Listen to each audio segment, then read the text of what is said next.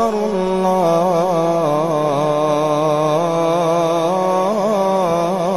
الله أكبر الله أكبر الله. والقلم وما يسطرون. Moon by the pen, that which they write therewith.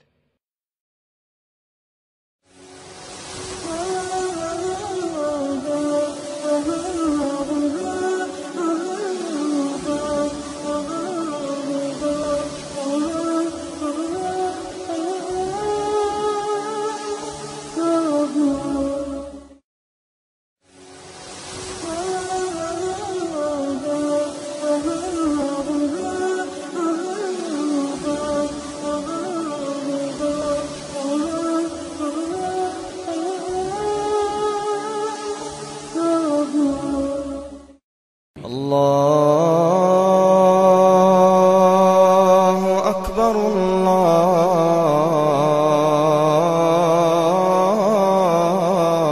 الله أكبر الله أكبر الله. نون والقلم وما يسطرون. Noon by the pen, and that which they write therewith.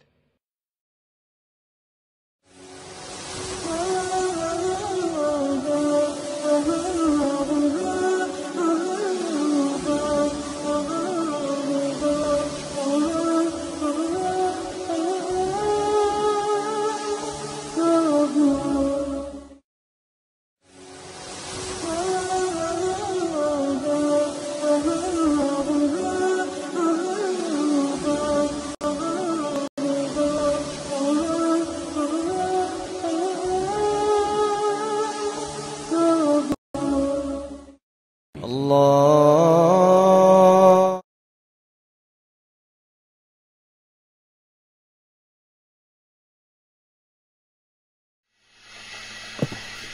Assalamu alaikum, everybody.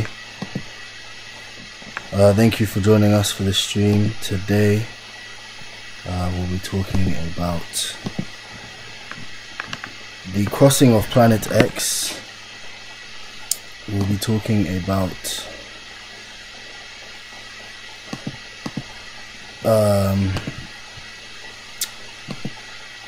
aliens and the connection to the Illuminati and to the evil that controls our society, and we'll be talking about aliens as well and the proof for all of these things. And you know, today hoping we get some calls from anyone. You know, as usual, if I get any calls from brothers or sisters, you know, we'll talk to them, have some conversations about topics and what's going on.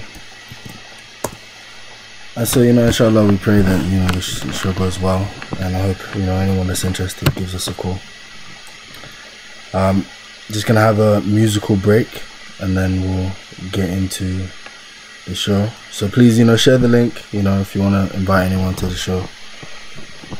Any English speakers or Arabic speakers are welcome. And I have some videos to play as well. One of them is a BBC documentary, kind of talking about the proof for Planet X. You know, not many people know that there's actually scientific proof, you know, and scientists have actually found, you know, evidence relaying that kind of suggests that there should be a 10th planet.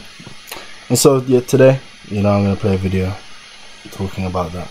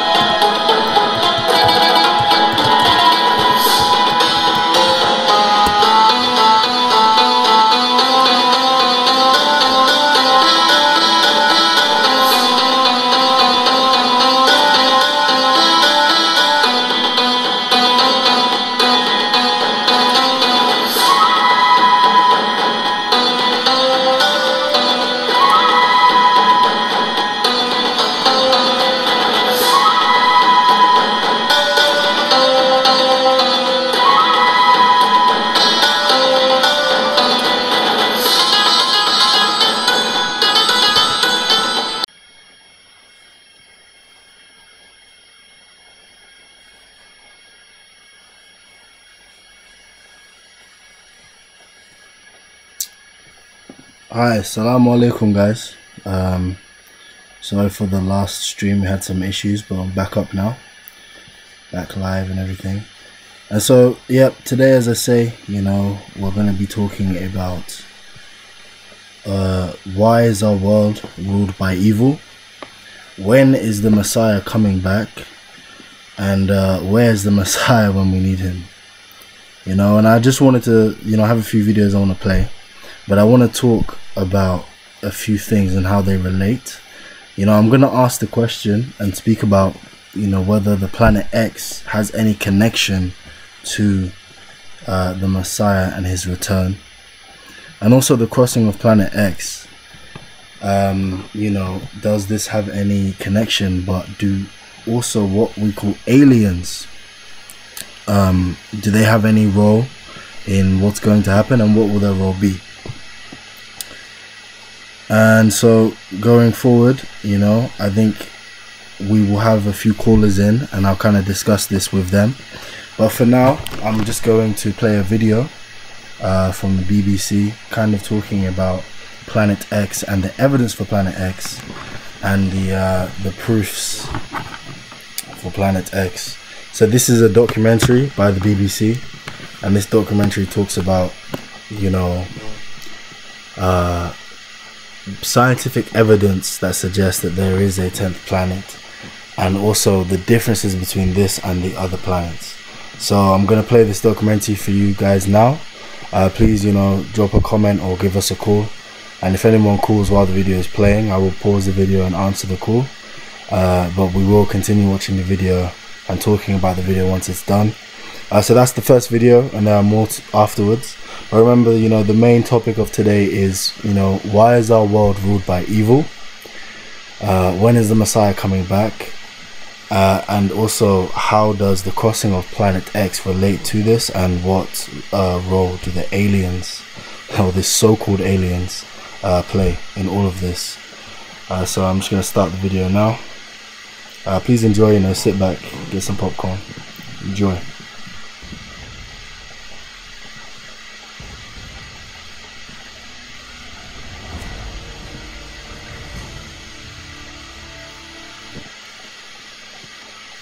When I was growing up, there were 9 planets in the solar system.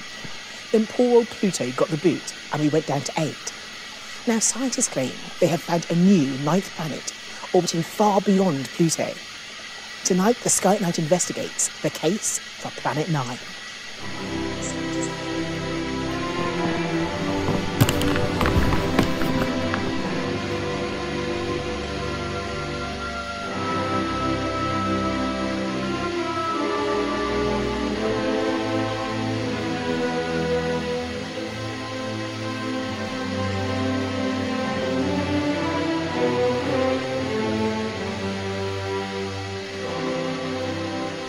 On January 20th, 2 astronomers from this university, Caltech in Pasadena, Southern California, made an extraordinary announcement.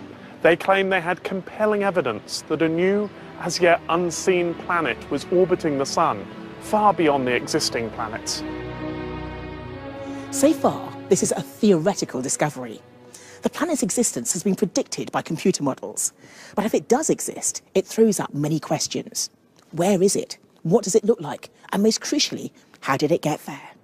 We'll be talking to astronomers here in California and in the UK to answer those questions, and to find out what a discovery of Planet 9 would mean for our understanding of the solar system. But first, let's put Planet 9 into context and see how it fits into our understanding of the rest of the solar system. This is what we thought was the extent of the solar system for thousands of years, and it's restricted to the planets we can see with the naked eye. So in the centre, of course, we've got the Sun, then Mercury, Venus, Earth, Mars, Jupiter, and 1.5 billion kilometres from the Sun sits Saturn.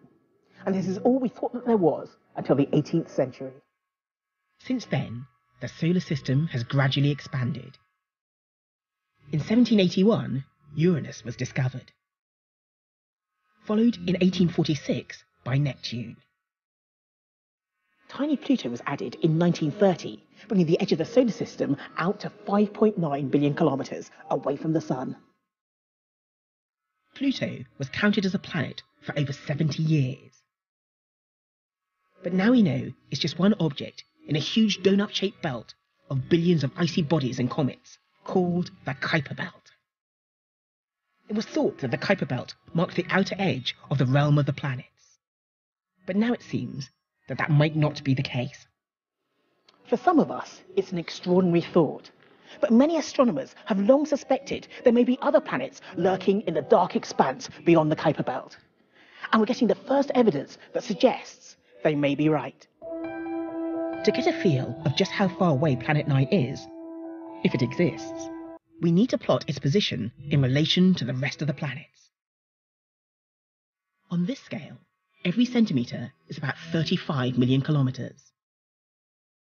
The Earth is 150 million kilometres from the Sun. Pluto is 40 times further away, and the outer edge of the Kuiper Belt is still further. But Planet 9 is far beyond that.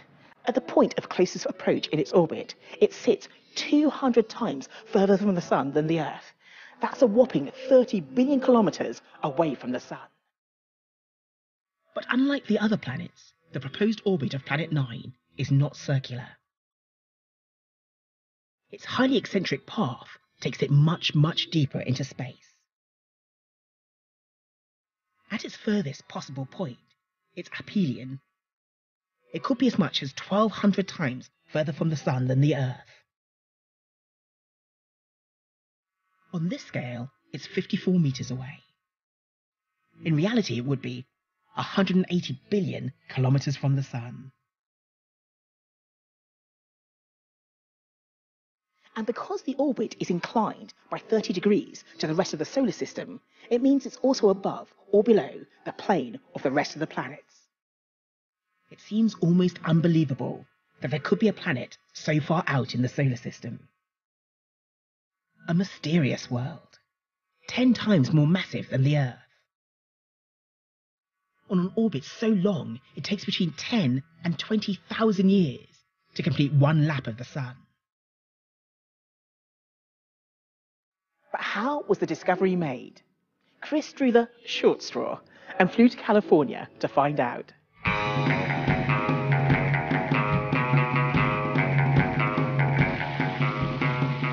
One of the key people in the Planet 9 story is an astronomer here at Caltech, and he's got history when it comes to changing our views of the solar system. 10 years ago, he was instrumental in demoting poor old Pluto, and even wrote a book about it. His name is Mike Brown. Brown's speciality is the Kuiper Belt. In 2003, he discovered Eris, a Kuiper Belt object bigger than Pluto. A discovery that was instrumental in Pluto's demotion.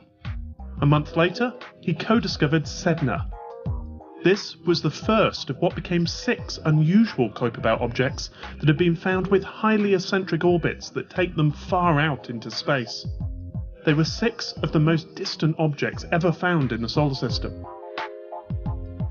It was studying their orbits that led Brown to the idea that there might be another planet out there.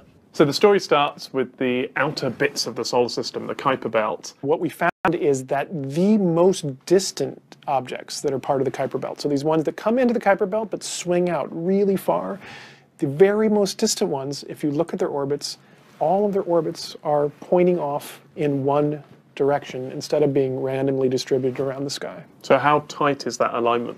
The ones that we know for sure that are aligned are 6 objects, and they're aligned within about 107 degree swath of the sky. It's something like this. Yeah, okay. And it's not just the alignment in direction as well. The orbits have other things in common. Well, so first you see the alignment in the direction, and then you realize that these 6 very most distant objects are also all tilted in the same direction, downward and a little bit to the side. They're within about 7 degrees of being in the same skewed plane as of each other. And the combination of those two is what really shows you that there's something strange going on. Because, you know, you could get the 6 of them lined up just due to chance. It's about a 1% chance you would get it due to chance. About 1%, it's a small number, but it's not that small of a number. But if you take it also into the fact that they're tilted like that, that's another approximately 1% chance. So it's about 0.01% chance that this is all just randomly aligned. So is that what got your attention and got you working on the problem? That was the big clue that something is going on in the solar system. This was an extraordinary finding. The tight clustering of the 6 orbits might have been caused by the gravitational influence of something massive in the outer solar system. For Mike Brown, the question now became what was out there and how could he find it? Working down the corridor from Mike is theoretical astronomer Konstantin Batygin. Mike and Konstantin have worked together for ages, and it always helps to have a friendly theorist on hand. And so Mike popped in to see if Konstantin could help with his problem. Konstantin's expertise is building computer models of planetary systems. Hey, how's it going? Yeah, nice to see you. And so Mike challenged him to build a computer model of the solar system that would replicate the strange orbits of the 6 Kuiper Belt objects. When you started looking into this problem of these strange orbits, I know that a planet wasn't the first thing you considered. Indeed, yeah. What else could have caused this effect? We had a whole slew of explanations that we decided to look into first. You know, self-gravity of the Kuiper Belt, so the mass of the disk itself holding itself together in a coherent fashion. All the bodies pulling on each other, essentially. That's right, to create almost a fluid-like effect. As it turns out, the Kuiper Belt doesn't have enough material for this to be relevant. If it was 1,000 times more massive, that model would have some pull. We looked into whether or not a passing star could sort of perturb the structures and leave this long tail of orbits that we are now here to observe. Such encounters don't happen very often, and moreover, the alignment would go away over time, so this would have had to be recent. And there's no sign of a very nearby star that's just done this. That's right. So I think that's a very uncomfortable route to go. And so, with all of that out the way, you start to think about planets. We were careful to ensure that we're not chasing a red herring here, that this data is indeed real, the alignment is not some observational bias, it can't be a coincidence, all of that, before going down the path of introducing additional planets into the solar system.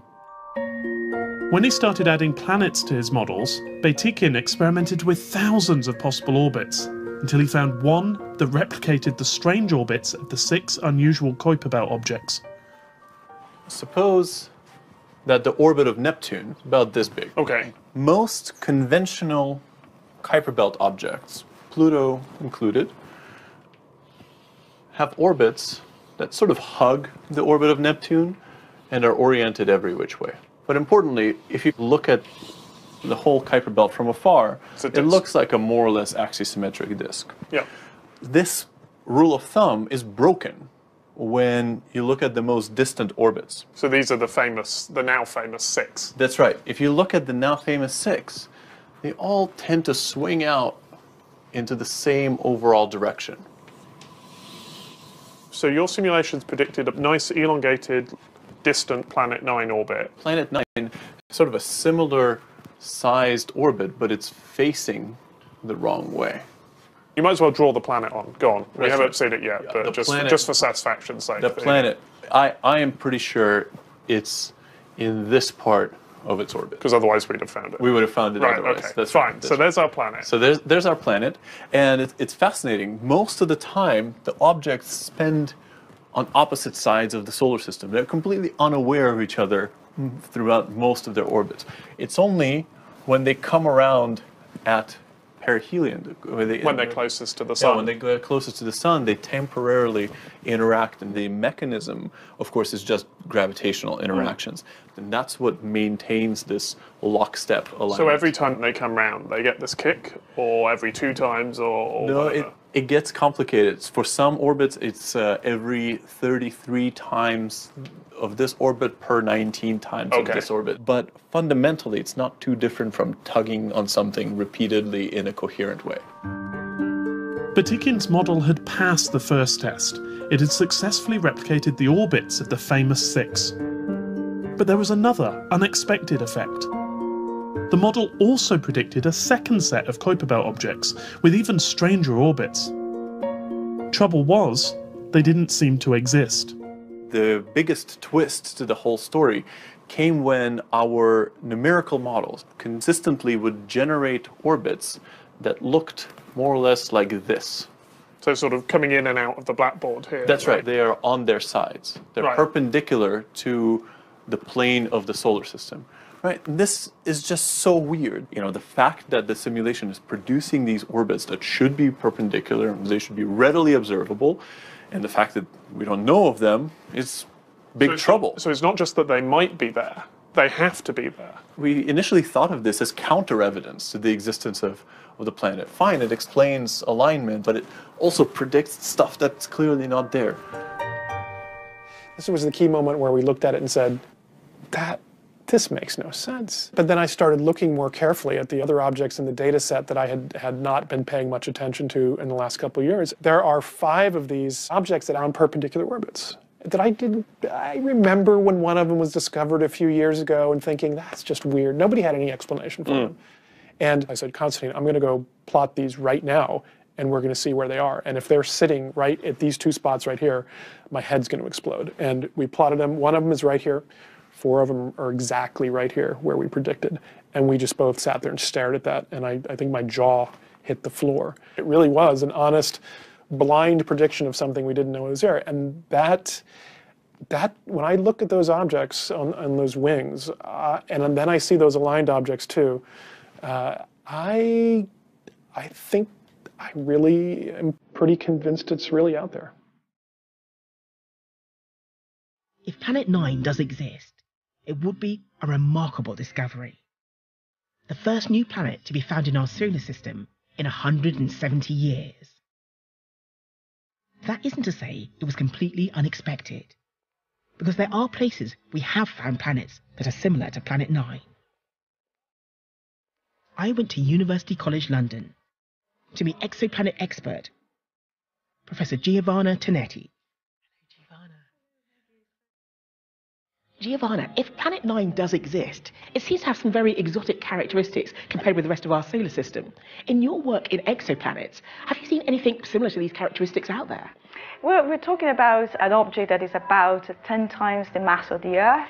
These kind of objects are classified as super-Earths, which is a very exotic name. And NASA Kepler satellite tells us basically that these are among the most frequent objects in our galaxy. In fact, we didn't have any objects of this particular size. It was a bit puzzling in a certain sense. But if Planet 9 does exist, then of course we're ticking the box and we also have our own super-Earth. So we had one missing, and now we look as if we've got one. Exactly, exactly. But Planet 9, if it's out there, is a whopping 200 astronomical units away from us at its closest approach. So that just seems an awful long way away. Have we got examples of planets that far away from their sun? Actually, we do. And what you see now is GU Piscis B, which is located at 2,000 astronomical units from its star. So that's the further reaches of Planet 9, potentially. Yes. This is a real image, by the way. It's the fact you can actually take an image like this is amazing. It's really very cool. Okay, so we've looked at the size, we've looked at the distance from its local star, but now it's also a very eccentric orbit, and that seems quite exotic for our solar system. It definitely is. Most of the planets in our own solar system are orbiting in orbits which are almost circular.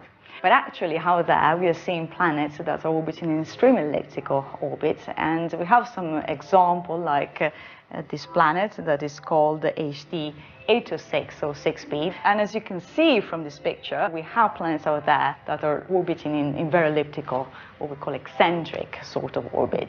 So if Planet 9 does exist, it isn't as exotic as we perceive it to be, because there's lots of other examples out there that are similar to the characteristics of Planet 9. You're right, Maggie. And if Planet 9 were sort of proposed and discovered before exosolar planet were found, probably we would dismiss this case, saying, well, this is way too eccentric, this is way too odd. We can't have a planet like this. And the fact that, on the contrary, now we know that planets like this can indeed exist is really making the case for Planet 9 even more interesting. Well, thank you very much. It's been fascinating speaking to you. It was a pleasure. In theory, there's no reason why Planet 9 should not be out there. But there's only one way to prove its existence, and that is to directly observe the planet.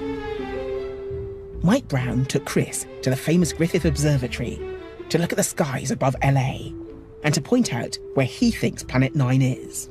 Okay, well, clear sky, sort of. Where is it? Where's this planet? Well, we know its path across the sky. We know its orbit, so we know the path. And the path across the sky goes from somewhere over here, up across here, right through the middle of Orion and Taurus, and then down south across this way. And then, of course, all the way back around. We actually also know that around Orion and Taurus is where it's the most distant from the sun. And we think that's where it is. We think that the places that are closer to the sun, it'd be too bright. We would have seen it already. Okay, so in some sense you're already getting some observational data on the planet. You know where it isn't, and you know other things as well. The other thing that we would know is that if it's too big, if it's the size of Saturn or the size of Jupiter, it would have been detected by the WISE spacecraft a couple of years ago. So they did a survey of the whole sky looking for things that move, and we now know that there's nothing as big as Jupiter or Saturn out to many, many times the distance of where we think Planet 9 is. So it has to be small, meaning the size of Neptune or maybe a little bit bigger, and it has to be pretty far away still and somewhere off in here. And pretty faint. Otherwise, I mean, we're not talking amateur telescopes here to find this. No, in the end, it's going to take us some time on the biggest telescopes in the world. But with the biggest telescopes in the world, it is well within range, and we'll be able to find it. It'll be exciting. Yes. So I know you're looking for it. Lots of other people will as well. I'm sure they will now. Yeah. Does it bother you who's going to find it? I would love to find it myself. I would love to have that moment, which I've gotten to have before on these big objects in the Kuiper Belt with Eris, where you see it, and for a moment, you are the only person in the history of humanity who has seen this object so far away. I would love that. I will not lie. At the same time, I want it to be found, and so if somebody else finds it first because they were searching hard for it and helping us out on this search, yes, I will feel, just my heart will sink a little bit, but I think that'll be overcome by the fact that I'm so excited that it was found.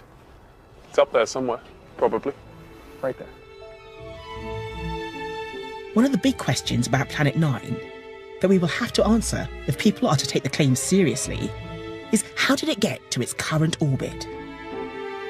To get to the bottom of that question, I've come to Queen Mary, University of London, to meet Professor Richard Nelson.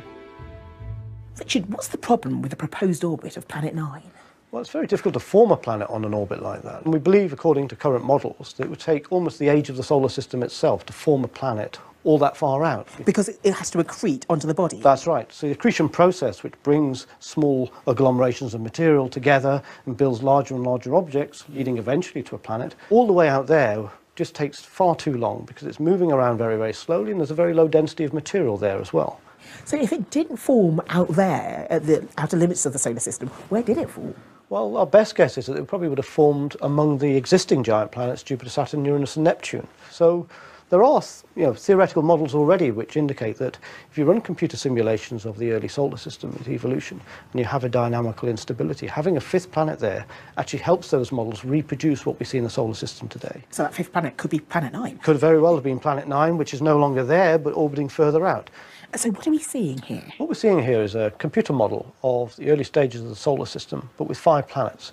So we've got the white planet there, that's Planet 9. The other planets, Jupiter, Saturn, Uranus and Neptune. You'll see the planets are going around essentially on circular orbit. As you'd expect. As you would expect, that's right. They're all interacting, they're all perturbing one another. But Planet 9 in this simulation is a little bit too close to Saturn when it starts. At some point, we're going to see it have an encounter which gives it quite a dramatic little kick, and you'll see it change. There you go. So that's right. So you see that. And this keeps going on and on and on. Jump forward and you can see the planet's orbit has expanded a lot. And there you have a very eccentric and a very inclined orbit. So does that do it? Does this give us the orbit of Planet 9? Well, unfortunately not, because Planet 9 has an orbit where the closest approach to the Sun is about 200 or 300 astronomical units away. So, as you will have seen here, Planet 9 keeps coming back into the inner solar system and continues to interact with the giant planets there. Eventually, one of those encounters will be strong enough to throw it out of the solar system altogether.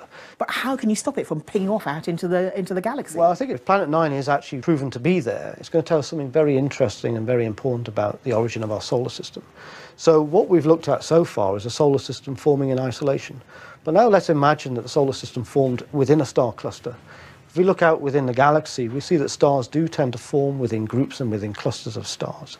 If Planet 9 was thrown out onto one of these very, very eccentric orbits while the star cluster was still there, then gravitational perturbations from the star cluster could have caused Planet 9 to change its orbit when it was at its most distant position from the Sun. So I have a simulation which shows that here. When it goes out on this orbit this time around, it's not going to come back in anymore. Right. There's going to be an interaction with a nearby star, which changes the shape of the orbit, just like that. So suddenly it expands outwards and stops going back into the inner solar system. So that's what saves it from being ejected from the solar system. So a lot of your model does seem to tie in with the evidence we're seeing for Planet 9.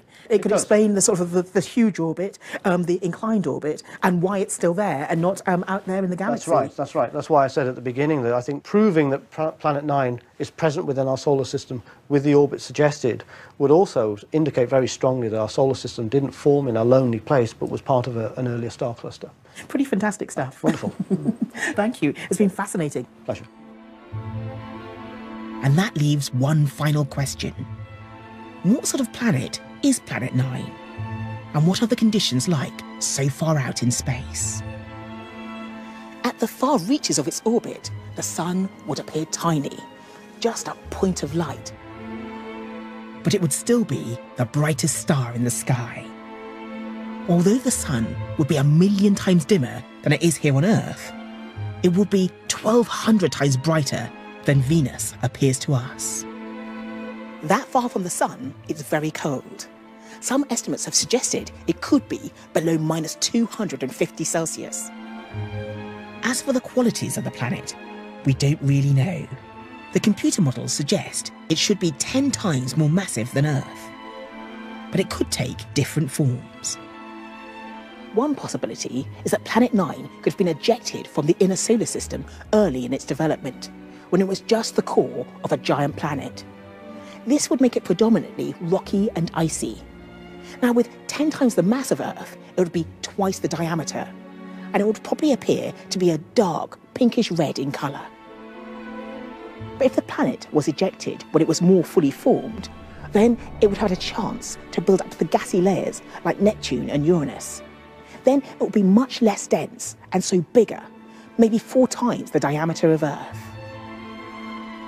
It's thought the planet may have an atmosphere rich in hydrogen and helium.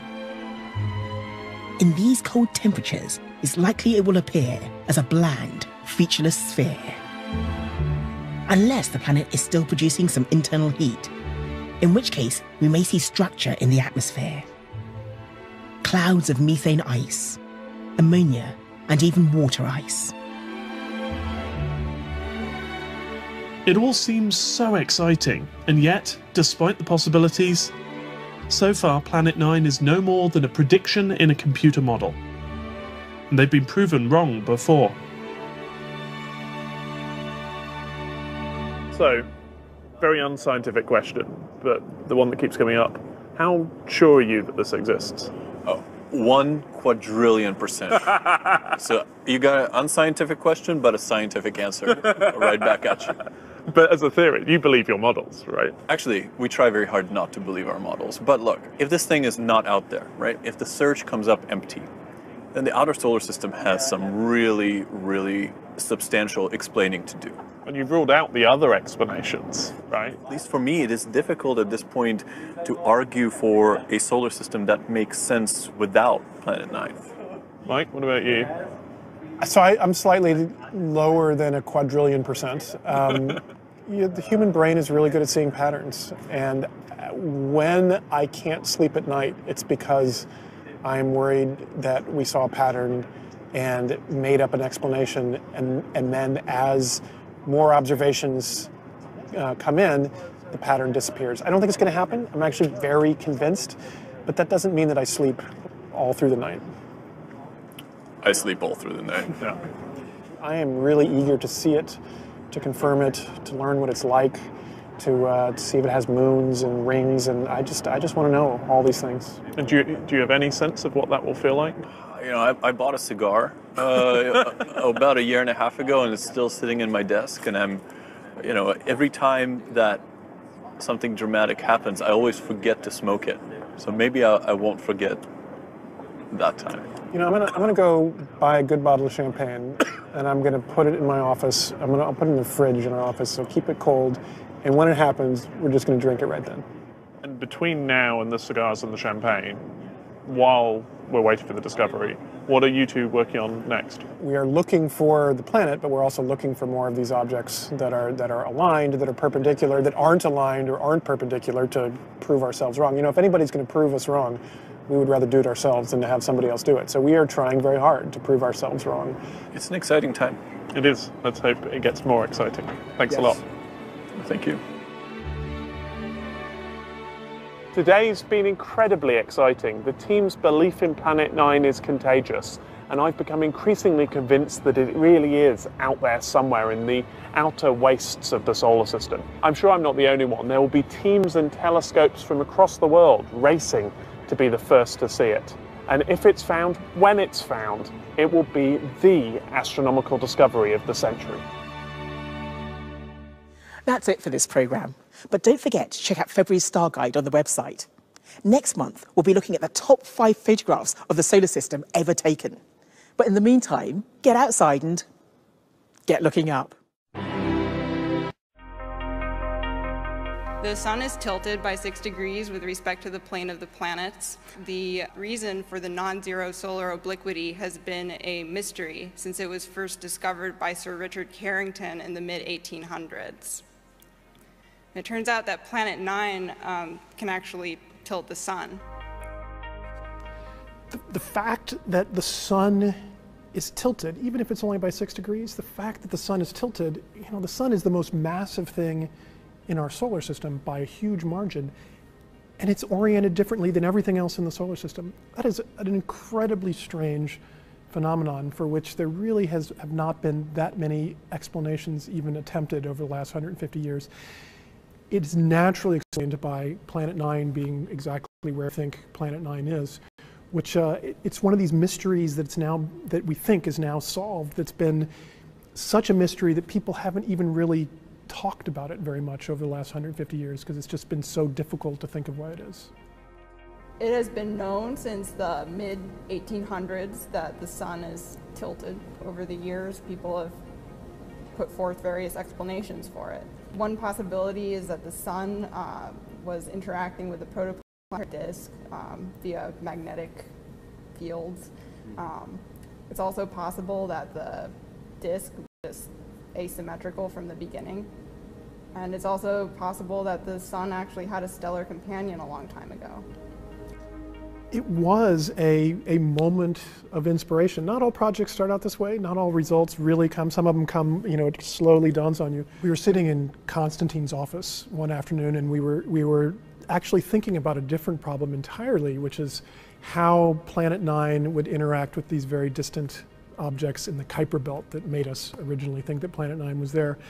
And in just a moment, as we're thinking about it, and we're doing this with our hands, trying to think of directions things are going, I think we both realized at about the same time. It's like, oh, it's going to make the sun look tilted too. And it was very clear from the way we did our fingers that it was going to make an effect. What we didn't know until we did the calculations was how much of an effect was it going to have and in what direction was it going to go. But we knew it had to do something. Planet 9 has been scattered out into the distant solar system. So because it has an orbital period that's so long, it has an enormous amount of angular momentum, right? As much almost as the rest of the solar system combined. So even though as an object it is not as massive as Jupiter, it has a huge lever bar. Okay? And using that lever bar, it can effectively torque the rest of the disk of the solar system by 6 degrees over the age of the sun. Next, always next on our list is find the planet. We think we have it narrowed down to a pretty small patch in the sky that we have to look at. Small patch in the sky still means we need many, many nights on the telescope. We're pretty convinced that by maybe the end of next winter, we will have been able to cover enough sky that we'll actually be able to find it. When we find it, we both show that this hypothesis has been correct, we learn about it, but we also see how much of the sun, how it should have tilted the sun too, and see if this is the only thing that's been tilting the sun or if other things are around doing it.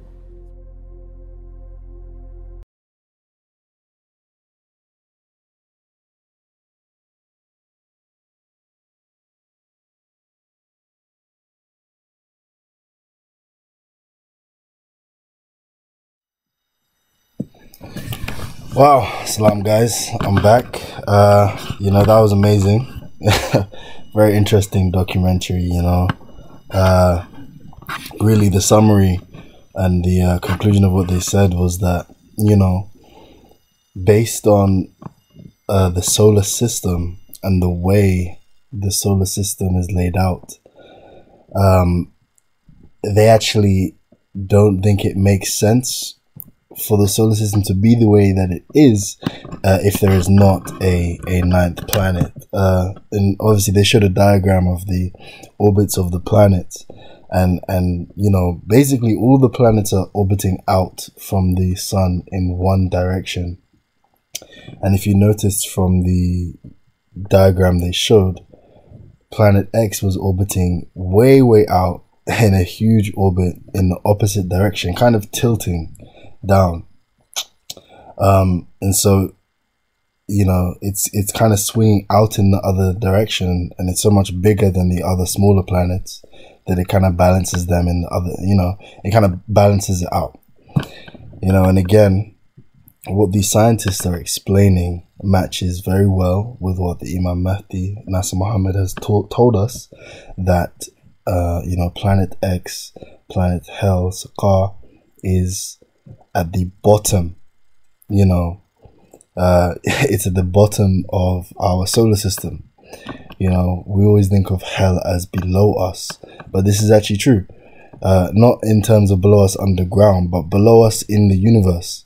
You know, so it swings down, you know, it swings out and down in the opposite direction from the planets in an orbit that takes about 9,000 years, you know. And as our brother here says, you know, they keep giving dates and timelines, and we know, you know, as supporters or anyone that has read the Quran or, you know, the Hadith or even the statements of the Mahdi, that, you know, no one knows, only Allah knows, and it will come all of a sudden, right? And so, you know, honestly, I think that was a really good video. I'm hoping to, inshallah, you know, get a call or speak to one of the brothers, so we'll see if you know, we'll see if brother Samir is available. I'll give him a call now.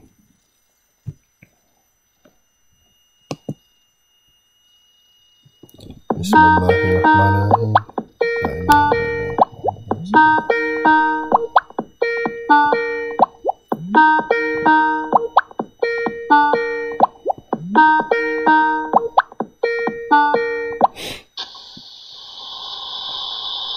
Assalamu alaikum, brother.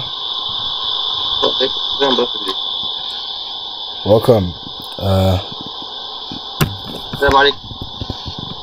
How are you? I'm good, dude.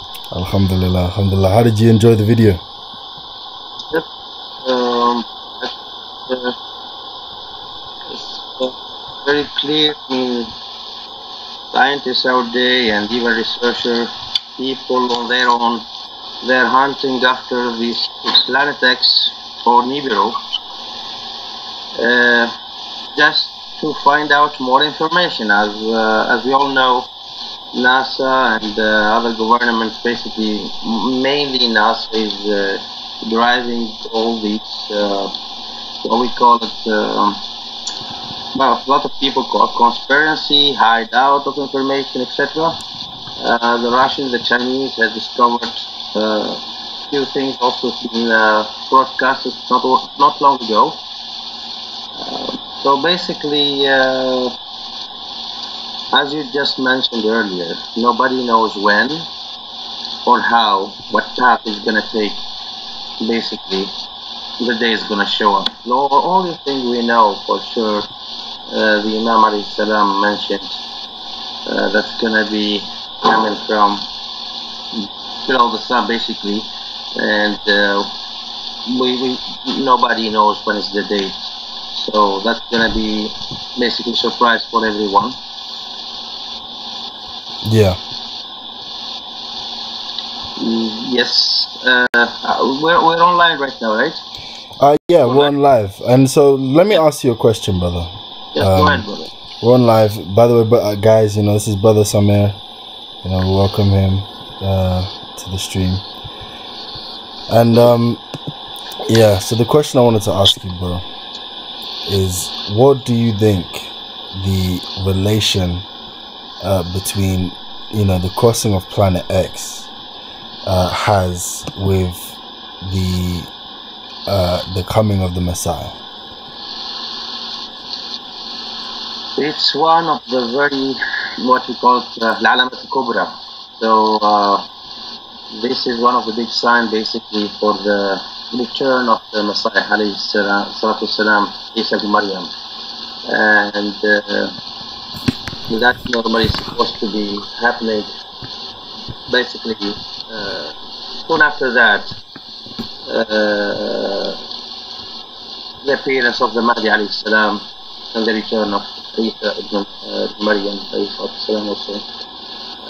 That is when normally it's gonna happen, the return of Jesus, Messiah. The true Messiah will come after the cross or the passing of neither what they call Planet X.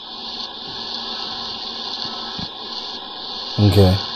And is there any connection between the crossing of Planet X and other world events? Well, everything as we know for today, let's say, as I see in the title of the show, basically we're discussing the New World Order, and some basically they call conspiracy, some other we call true facts, and we're talking about aliens or with technology, and something very important basically, which is the particle accelerator, that's a CERN. So this is like a scientific organization accelerating science. That's the title or the tag for this organization, basically founded in 1954.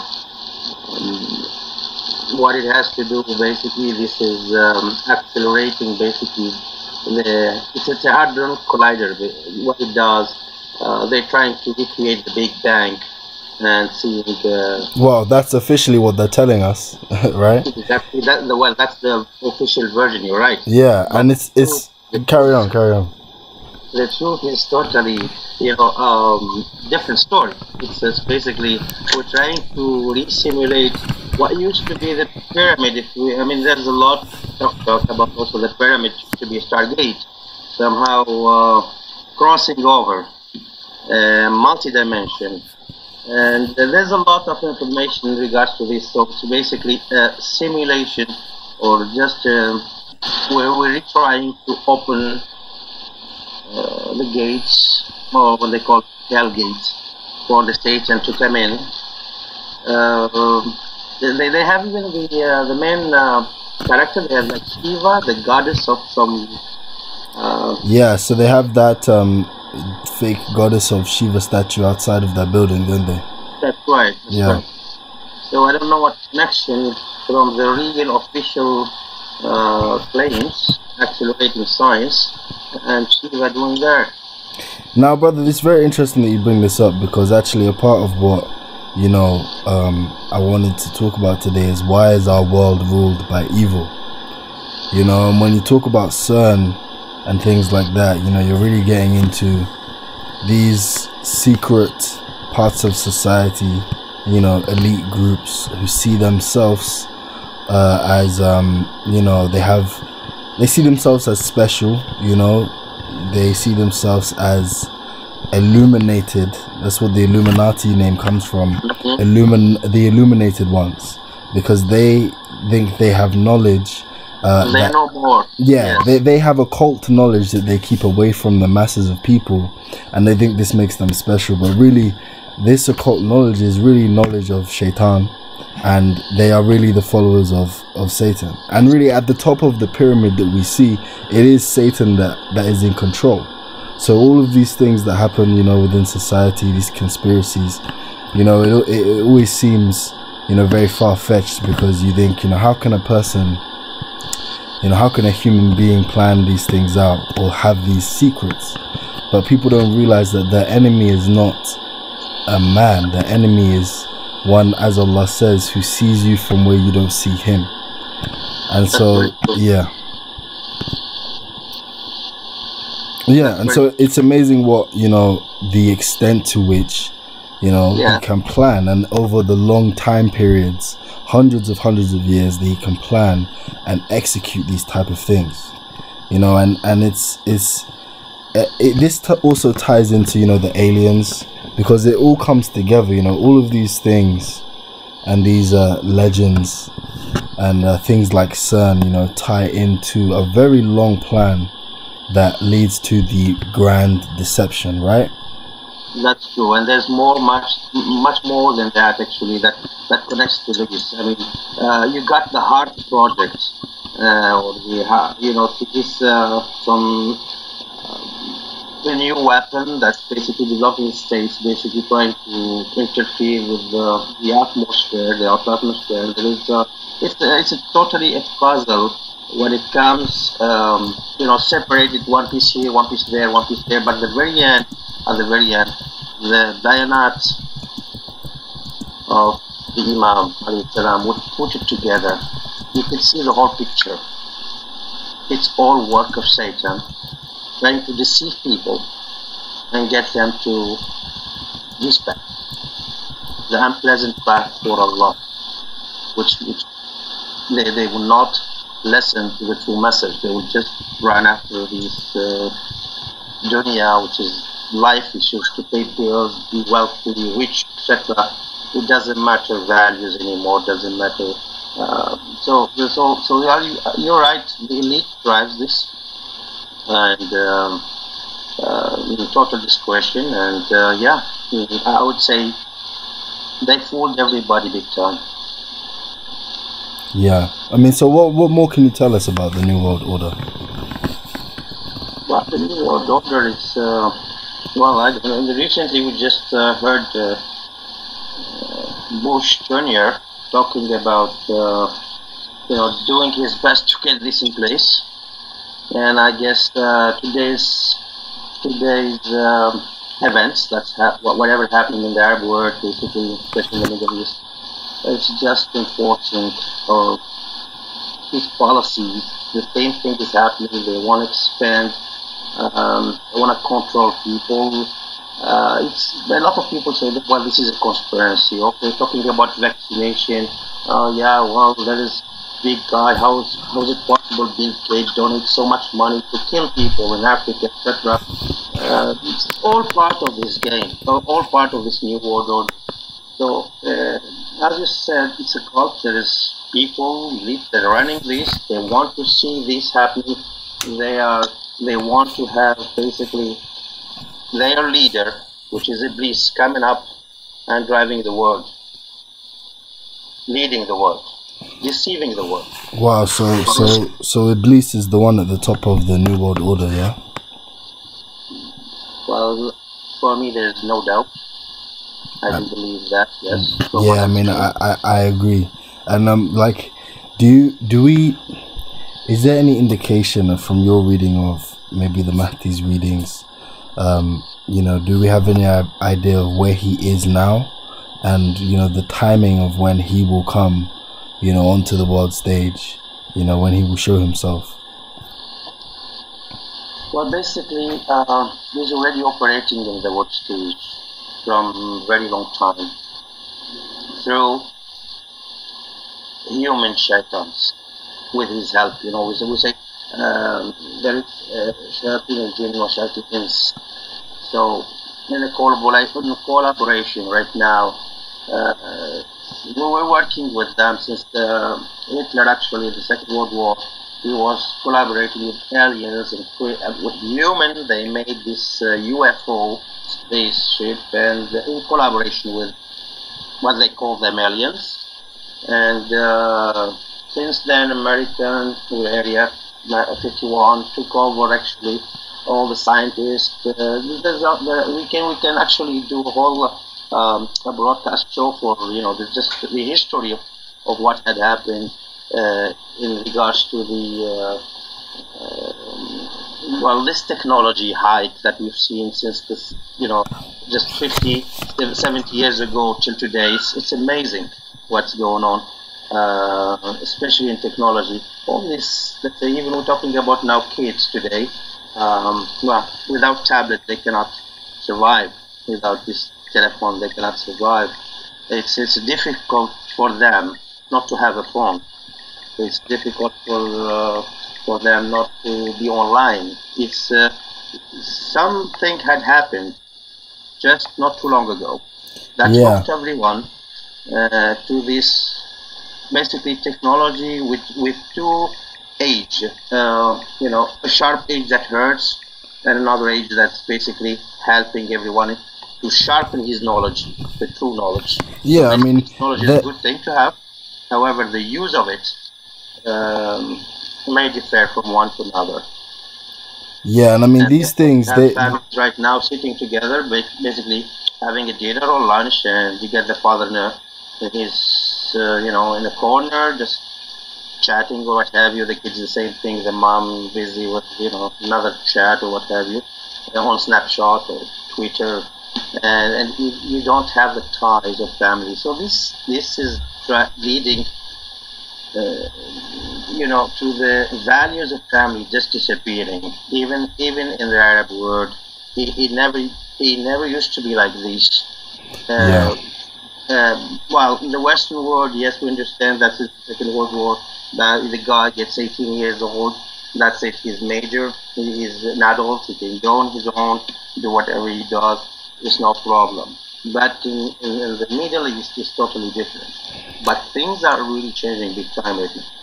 Yeah, brother. And, there's definitely a goal to make people dependent and weak so that when in times to come, it will be easier to get them, because the majority of people don't know how to live. But, I'd like to go to a video now, that actually continues with what we've been talking about, and then we'll come back after. Is that all right? Sure, that's fine. Yeah, and then we'll continue with the discussion. But I think the viewers will really enjoy this video, so we'll have a movie time again, and then we'll be back shortly, guys. Okay, brother Luis.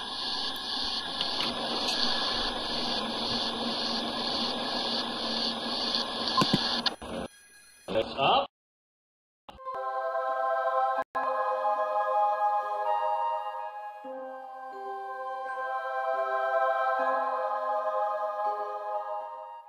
The generation now alive is privileged to see the birth pangs of the birth of a new civilization. Don't be frightened. We mean no harm. And today, a group of scientists overseas say that world governments should start preparing an action plan just in case Earth is contacted by aliens.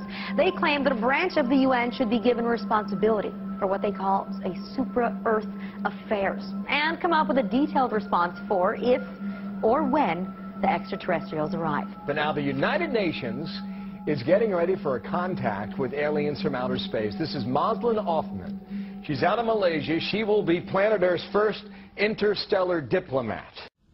An incredible story coming out of the Vatican. Listen to this. The senior Vatican scientist said that he would be delighted if we encountered intelligent aliens and would be happy to baptize them. His pronouncement opens up the possibility of space missionaries heading out to the stars to convert aliens to Christianity. Did the Vatican find alien life?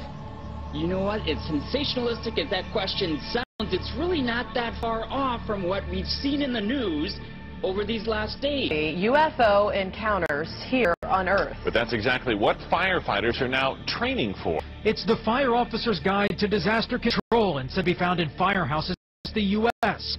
The book covers everything from fires to floods, but it's chapter 13 that takes an unusual twist in firefighting techniques titled Enemy Attack and UFO Potential. It would not be remiss amiss to give some thought to the part that fire departments might play in the event of the unexpected arrival of UFOs in their communities. Or is it enough to warrant a UFO education red alert? This is something that could really happen in our lifetime. It even asks, how do you treat injured aliens? Are first responders aware of the potential physical injuries? This is a real phenomena that we should deal with. We should deal with seriously. Sometime later this year or next year, we expect them to announce. Astronomers will announce that we found it, the Holy Grail. I think it's premature for us to announce our presence in outer space until we know their intention. Scientists say that they examined all aspects of the search for alien life, from astronomy, biology, to the political and religious fallout that would result from alien contact. And the report also said that evolution on alien worlds is likely lenient, which may mean that extraterrestrials share our tendencies for violence and exploitation. So basically, when they arrive on Earth, they're probably going to be mean. I'm not kidding. One of the scientists actually said, prepare for the worst. Today, from science fiction to science fear, news buzz among some scientists that if aliens do exist, that they're mostly nasty, resource-consuming locusts that would stop at nothing to take what they want and destroy anyone in their way. If intelligent aliens exist, they will look just like us. And given our far from glorious history, this should give us pause for thought. So are they coming to enslave us all?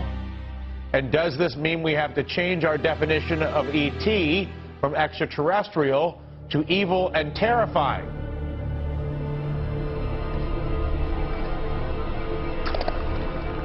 I believed it was extraterrestrial. I now believe it is interdimensional, the phenomena. In other words, we're looking at so-called spirit beings from another dimension. By equating it to ancient manuscripts where these beings manifested to human beings and what their reactions were, and then comparing it to reactions present day of people who have had encounters, and the similarities are striking.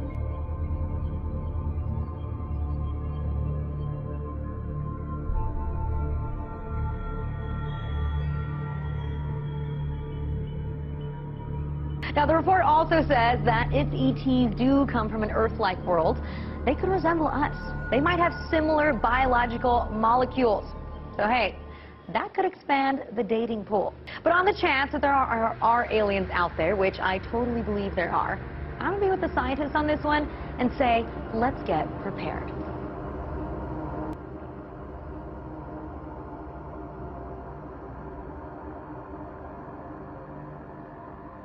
What is that on screen? No astronomer has seen this before. Scientists say they're clueless about what it might be. Back on the screen, what is it? We don't know. We are stumped. Scientists around the world are saying, what the heck is this object?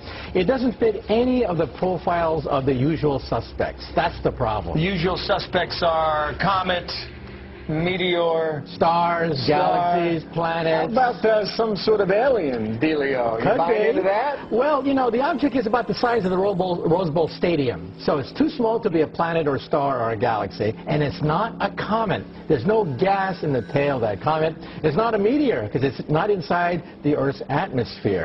So what is it? We're scratching our head. The only thing we can think of at the present time is a once-in-a-lifetime event, the collision of two asteroids in space. We've never seen that before. That's right. A month ago, we spotted this little speck doing all sorts of shenanigans that it shouldn't be doing. The Hubble Space Telescope zooms in on it, and our jaws hit the floor. At that point, we're saying... Now, it's called the P/2010 A2. And you say that's short for... We are clueless. But on the chance that there are aliens out there, which I totally believe there are, I'm going to be with the scientists on this one and say, let's get prepared. Greetings, citizens of Earth.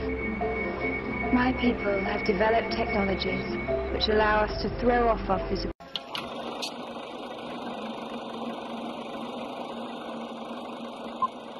Lights up.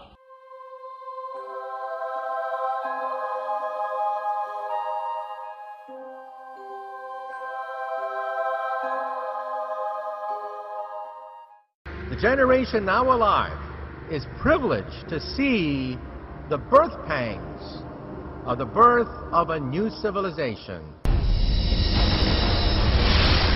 Don't be frightened. We mean no harm.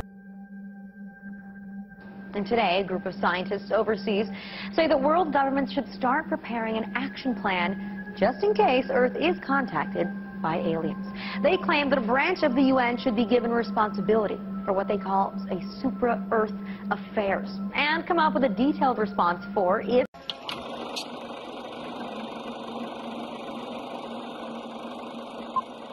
lights up.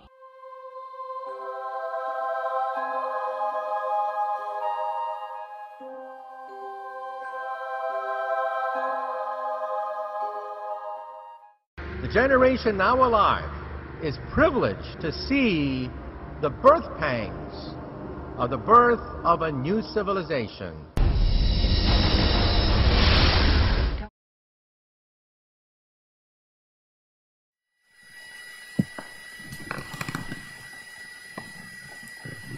So, Assalamu alaikum guys. As you can see, interesting video there about the aliens, you know, the coming of the aliens. So inshallah, you know, if anyone would like to call in and we can discuss the video that just played. But as you can see, you know, they've been kind of preparing, at least in the government agencies and the emergency agencies, for the coming of you know, or the integration of aliens into our society for a while. And you know, it's interesting because when they start speaking about these type of things, you know there's something there. You know, there's a lot of things that they don't speak to the public about.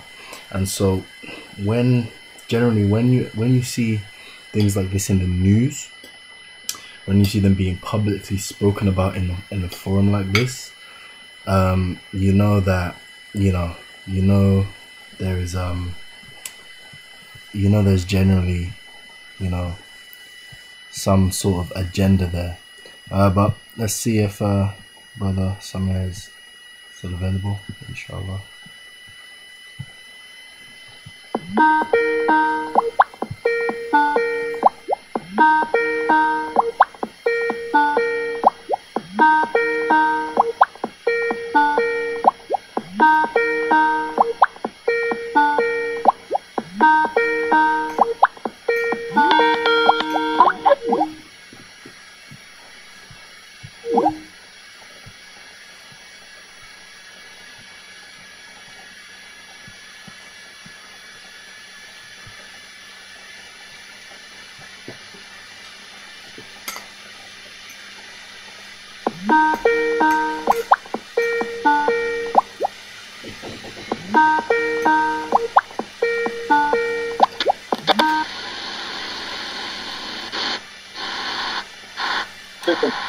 Assalamu alaikum, brother. Welcome to the stream. Thank you, brother Idris. Thank you. Can you hear me? Yes, I can hear you. Can you guys hear, brother? Very interesting topic, you know, many ramifications to the topic, you know, Planet X, and yeah, I've been listening to your discussion with Brother Samir. Very interesting. He was caught by surprise. He was not prepared for all the questions, you know. Yeah.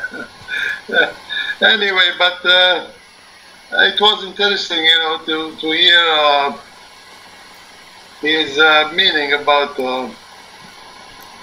all the question you asked him. I mean, yeah. His understanding of the New World Order and the crossing and everything. And so, you know, since you've been listening, I just wanted to ask you, you know, about your opinion of, you know, what is the Great Deception and what's the role of the, you know, so-called aliens in all of this? Well, you know, before getting there, I would like to make a comment on what's being said between you and Brother Samir, you know? Yeah, go ahead. Now, to me personally, my own understanding and my own experience, the Planet X, the crossing, you know, it holds a very central position in all of this. Meaning, anyone who would like to have a good understanding of what's going on worldwide, be it, you know, be it the natural disasters, the cataclysms that are taking place, or even the human psyche, you know, or this mass migration from part of the world to another part of the world, because it is all interrelated, you know. Many people don't see the connection, but actually there is always a common denominator in all that. And personally, I relate that to Planet X, this celestial body that keeps approaching Earth. And you know, to be honest, personally, I never knew that such a thing did exist. Actually, it was the statements of our beloved Imam, which was the trigger to me to be aware that there is this celestial body, what they call it in the West, Planet X, Nibiru. To me personally, it doesn't matter what you call it, you know, whatever the name it is. The main thing that it is a dark star, it is a black star, you know. And so what I want to say, what I would like to say by this, anyone who omits to put this big chunk of truth, this central piece of the puzzle in the middle of the scene, he won't understand anything, or he will always be lacking something. Okay, so understanding that this celestial body is real, it's not a hoax, you know.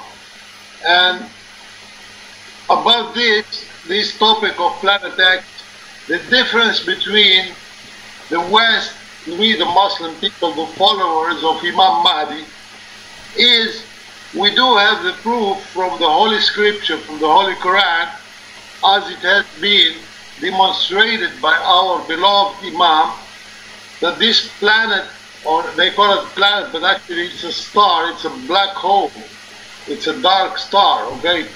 So, some people, of course, they say it's a system, it's the Nemesis system, because our solar system is a binary system. You know, personally, it doesn't make a difference whether it is a binary or a trinary or a quadruple system. It doesn't matter, you know. The main thing is that we understand, you know, that this thing is real. It does exist, and it is heading towards Earth, and it's gonna change life on the surface of the Earth to a point that we won't recognize life anymore, the way that we are used to it, okay? So the difference between the Western minds, the way that the people see it, they go only on a superficial side of the things. You know, they are really entangled with the astrology, with the how many planets are orbiting the system itself. Yeah, and it's you know you're right, because it's funny that even though people are, you know, so close to the truth, a big part of where they're, you know, going wrong is their focus on the material, you know, rather than the spiritual and the, you know, the truth, the light, you know. And I think that's a big part of the, you know, deception that has already been going on for so many years. People are stuck in that mindset rather than being in the correct mindset, you know. Yeah, anyway, that's what I was going to say, because actually Planet Nibiru, or Planet X Nibiru, has got actually multiple dimensions. It has got the physical dimension that has to do with the survival, you know, seeking a shelter, stocking on food, stocking on water, and all that stuff. That's the physical side of it, you know, to survive physically, your body. But it does also has got a psychological side to it, and it has also a metaphysical side to it, which is the spiritual. And actually the spiritual side to it, because we do have many events that are connected to this coming of this planet of the crossing, okay? And for those who don't understand, why do they use the planet of the crossing? Because it crosses the ecliptic plane from a lower plane, you know, because it orbits like you have explained it, Brother Idris, at the beginning of the show. You said that this system of this dark star actually exists into a lower plane to the ecliptic, beneath the ecliptic, you know, because we have the solar system, the sun in the middle or center, and all the planets are orbiting around the sun on the ecliptic plane. But this planet X, Nibiru, does orbit at the bottom of the whole of the system, you know. And that's why our beloved Imam, peace and blessing be upon him, calls it the seventh earth, because it's very low beneath. So the crossing means it will come from beneath and go cross the ecliptic plane to an upper position to that of Earth.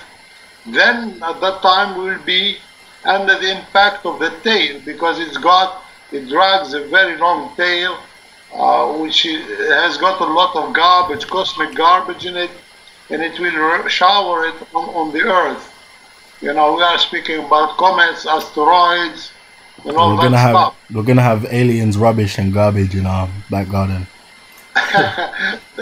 That's an extra thing, you know. Yeah.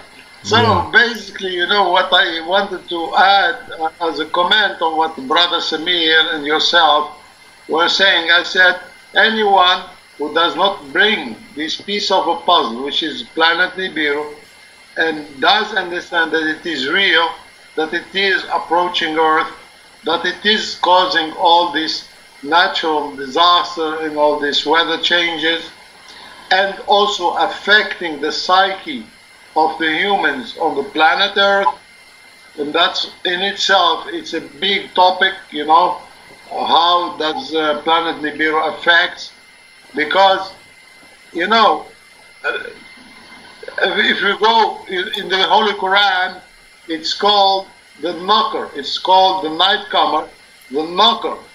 And the knocker, it seems that it have got certain radiation in the infrared spectrum that are piercing through all bodies, all the material body of the planets, including the Earth. And it will reach the human being and impact their psyche. So therefore, the closer that this planet is coming, the more impact it does have on the behavior of the human beings and all the living things on the planet Earth. Okay, so this is in concern of the planet Act, what we've been talking together. Another thing I would like to add is the fact, in order to understand the New World Order, the New World Order is actually a very old order. It's a very ancient order. And to me, always when people speak about the New World Order, if you don't go back to Surah Al-Hijr in the Holy Quran, anyone who does not go read Surah Al-Hijr won't understand exactly what we are talking about. He might know the New World Order name, you know, and he might think it's only Illuminati and these people. But actually, this order goes back to the dawn of time, to the dawn of the creation. It started already at the time when Allah subhanahu wa ta'ala created Adam. And when Iblis did not want to follow the order of the divine of Allah, and he did not want to prostrate to Adam, animosity started already on that time, and it continued. So Satan all the way was planning and planning, and of course his agenda took another level at the time of Babylon, when the two angels came in Babylon. Okay? You're going to ask me, how come that? Because this was already mentioned in chapter 2 in Surah Al-Baqarah, and our beloved Imam has explained that the two angels who came down as commander, it was Harut and Marut, these two angels, and they had tribes under their command. Each one had about 12 tribes. Okay? Yeah. And so our Imam, peace and blessing be upon him, has explained that Harut was originally an angel.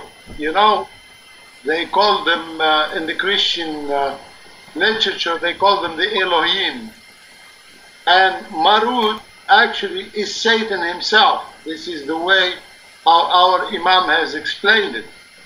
Okay, so they call them the Elohim, and later on they become, for the Christian, what they call the fallen angels, the fallen ones. So in order to understand this new world order, as I said, you have to go back to the dawn of the creation of Adam, what happened at the time when Iblis did not want to follow the order, he refused to prostrate to Adam. He had a discussion with the divine, with Allah subhanahu wa ta'ala. At the end of it, when Allah said, get out of the Garden of Eden, well, he asked, respite me. He asked the Lord, respite me till the day, till the appointed day. Yeah? So many people read the appointed day. What is this appointed day that Satan asked the Lord to be respited to? Well, actually, the appointed day is the day when this planet of the crossing will cross close to Earth. This is the event that's coming ahead that we are all talking about. So this new world order has also to do with the crossing of this planet, Nibiru. So basically, you know, once you understand that, then there is another element, which is the element of aliens. And whenever, you know, you start talking about alien, in order to understand this phenomena of the alien, you need to understand the hollow earth, the theory of hollow earth, which is actually not a theory, it's a reality. Anyone who omits the understanding of the hollow earth won't understand the phenomena of the aliens. Okay? So, whenever you bring all these topics together, you know, the hollow earth, the new world order, Planet X,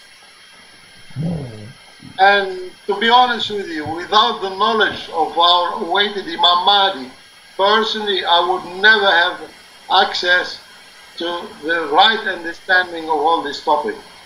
It's thanks to Allah subhanahu wa ta'ala, and thanks to our Imam Mahdi Nasir Muhammad al-Yamani, alhamdulillah, who gave us very extensive details about all this topic that we are talking about.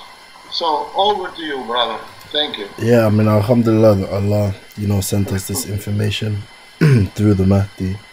You know, and someone asked me on my channel the other day, you know, they asked me, you know, how do we know for sure that, you know, he is the Mahdi? You know, and it's kind of, you know, what you just said is a very good explanation, because when you take in, you know, when you actually listen to his message and all the information he has given, the deep understanding of things that are reality, you know, when you actually understand that, okay, these things are true, not only are they true, but it is the only explanation that makes sense and fits in every context, and also is in line with the Quran. You know, when you realize that, there's really no doubt that this man, Imam Nasir Muhammad al-Yamani, you know, alhamdulillah, has been blessed and is the Mahdi. So you know, I think it's very important for us to kind of, you know, keep reminding ourselves and keep sharing this information with people, because it is, you know, as you said, you know, without this information, none of us would know the truth, the complete truth, and be guarded against falsehood. Allow me, Brother Idris, I would like to answer Brother Peace Lover, and I think Brother Lion has answered them. I got this information straight from my Imam alayhi salam, Brother Peace Lover. You know, when I asked him in Arabic, you know, I asked him about the verse بعد أعوذ بالله من الشيطان الرجيم واتبعوا ما تتلو الشياطين على ملك سليمان وما كفر سليمان ولكن الشياطين كفروا يعلمون الناس السحر وما أنزل على الملكين ببابل هاروت وماروت. صدق الله العظيم. My question to my Imam was, وما أنزل على الملكين. I asked him, شو هذا الذي أنزل على الملكين؟ ما هذا العلم الذي أنزل على الملكين؟ ومن هما الملكين؟ Okay, Brother Peace Love, are you following me? So I got the answer from my Imam alayhi salam. He told me that Harut, he took me back to the chapter of the cow, Surah Al-Baqarah. وذكرني الإمام عليه السلام, he told me, when Allah ordered the angels to prostrate to Adam on his creation, they said, one of them argued, قالوا أتجعل فيها استغفر الله لما قال الله أعلمهم بالخلق إني جاعل في الأرض خليفة. When Allah informed them that He was going to make a vicegerent on earth, so the angels, they argued. And who is the angel who spoke at that time? Imam alayhi salam told me it was Harut. Harut spoke in the presence of the divine Allah subhanahu wa ta'ala to show his opposition to the divine decision of creation of vicegerent. Okay? Yeah, alhamdulillah, okay. Imam alayhi salam, and I said, who is the other one? لأن ذكر هاروت ومارut. Who is Marut? He told me that Marut is Iblis عليه اللعنة. إنه هو الدجال. He is the Antichrist. So, and he said to me, Imam alayhi salam said to me, they made an alliance together. They made an alliance, Harut and Marut. When did they make the alliance? They made it in Babylon when they came down. You know, if you follow a little bit the information on the internet, if you looked up into the Anunnaki, you know, the story of the Sumerian, they had visitation by these beings who came in blazing rockets in the town of Babylon, Babel.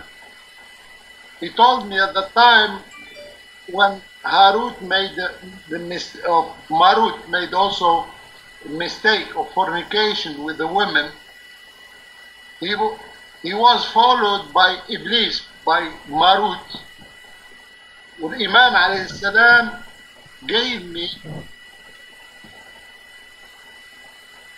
لا هاروت هو الملك الذي جادل في حضرة الله لما الله سبحانه وتعالى قال يا أخي خذها من عندي مسلمة لا إله إلا الله. قلت لك أنا والله العظيم سمعتها من إمامي عليه السلام وبقينا نتحادث فيها يعني أكثر من ساعة على الخط رأسنا والإمام عليه السلام. بس براحتك شوية براحتك عشان تفهمني. I'm sorry brother Idris because this is very important, you know. I have to No, I'm listening. Okay, because the brother is telling me that Harut is shaitan. Harut, no, he was from the angels. So Harut is also an angel who went bad.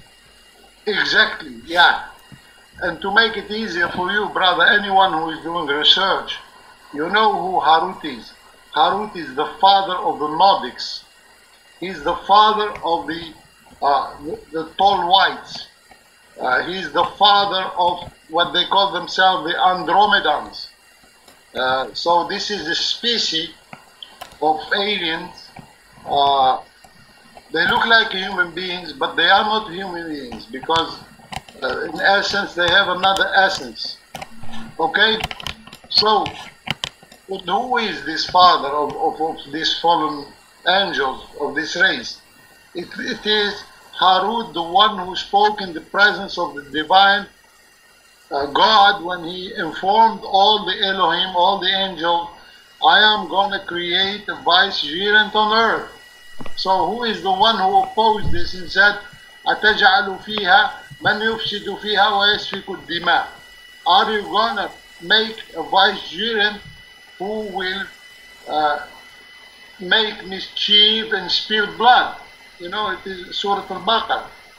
So this basically was this Elohim angel Harut who spoke. And later on, Imam informed me, alayhi salam, Iblis and Harut, even though, you know, Allah was angry with Harut, Imam alayhi salam has explained, how can we deduce that Allah was angry? It is when he said, إِنِّي أَعْلَمُ مَا لَا تَعْلَمُونَ. Allah was angry and he said, I know what you don't know. And so they had to dim it. They did not speak anymore. So Allah subhanahu wa ta'ala did not take from them sifa, the description of angel. But Imam alayhi salam explained to me that they continued their evolution the way it is supposed to be, okay? Be it Harut of Marut and their follower, their descendants, they continued the evolution. And then came this very distinctive moment in time, which is the moment in Babylon. Why is that very important? Because it took another dimension, the whole new world order and all that. ما أنزل على الملكين ببابل هاروت وماروت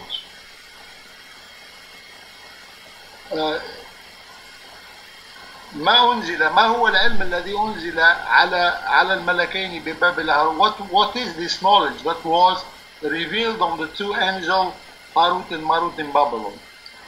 Imam alayhi salam told me it was the knowledge that they could have sexual intercourse with the human females. That's the knowledge. And then it was taken away after that, you know. But they have their bloodline among us. It started at that time, in the time of Babylon. So there are people, human beings walking around who are half... Exactly. They are hybrids. In society? Yes, in society. The Illuminati, what we call the Illuminati, are hybrids. Are children, descendants, whether from Harut or from Marut. Okay? So we have both bloodlines.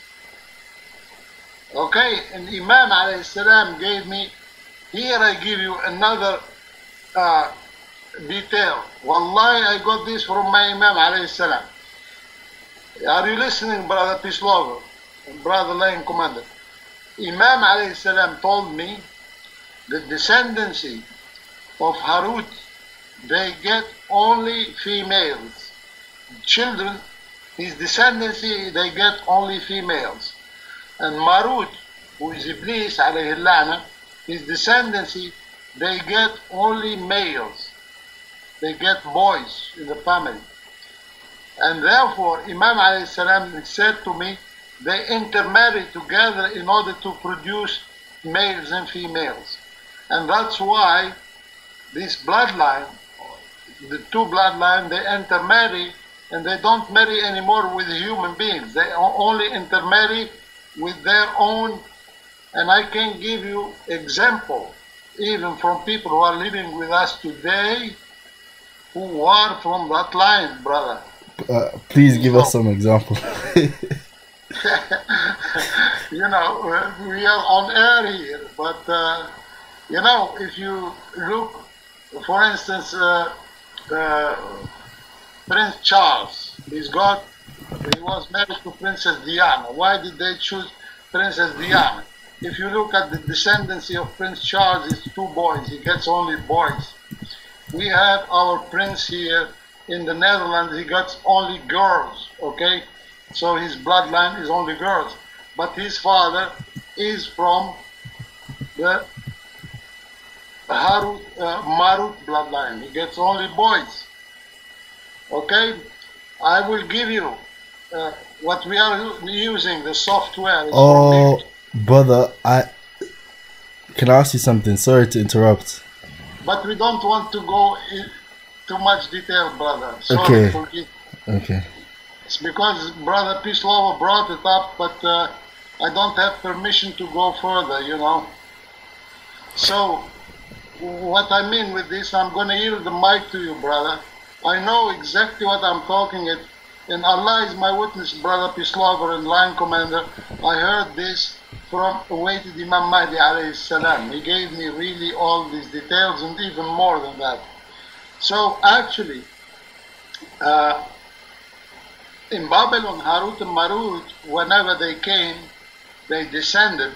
Now, the people at that time of Sumeria, they saw them coming from heaven, from upstairs. They thought they are coming from the stars. Imam alayhi salam said, no, they are coming from the whole earth, because that's where they have been hiding all the time. And the people, of course, the indigenous people in Sumeria at that time had no way of knowing where these non-human being entities were coming from. So they said, they must be coming from the stars, they must be gods, you know. And they took them for gods at that time, because they did not know better. La ilaha illallah Sayyidina Muhammad Rasulullah. So, but you know, I brought many topics in together, but so the New World Order, no way to understand the New World Order if someone does not go to the Holy Quran and read especially the chapter Al-Hijr. You know, I don't know what it is called, the translation in English. I can look it up if you want. So can I ask you something, brother? Yeah. So when I first came to Islam, the way that things were explained to me was that, and this is actually, you know, something that lecturers, you know, that if you go on YouTube now, you can see Sunni lecturers and different lecturers talking about this, is that, you know, Iblis was able to defy and, you know, go against God's command because he had free will and he was a jinn. And the reasoning behind that was that, you know,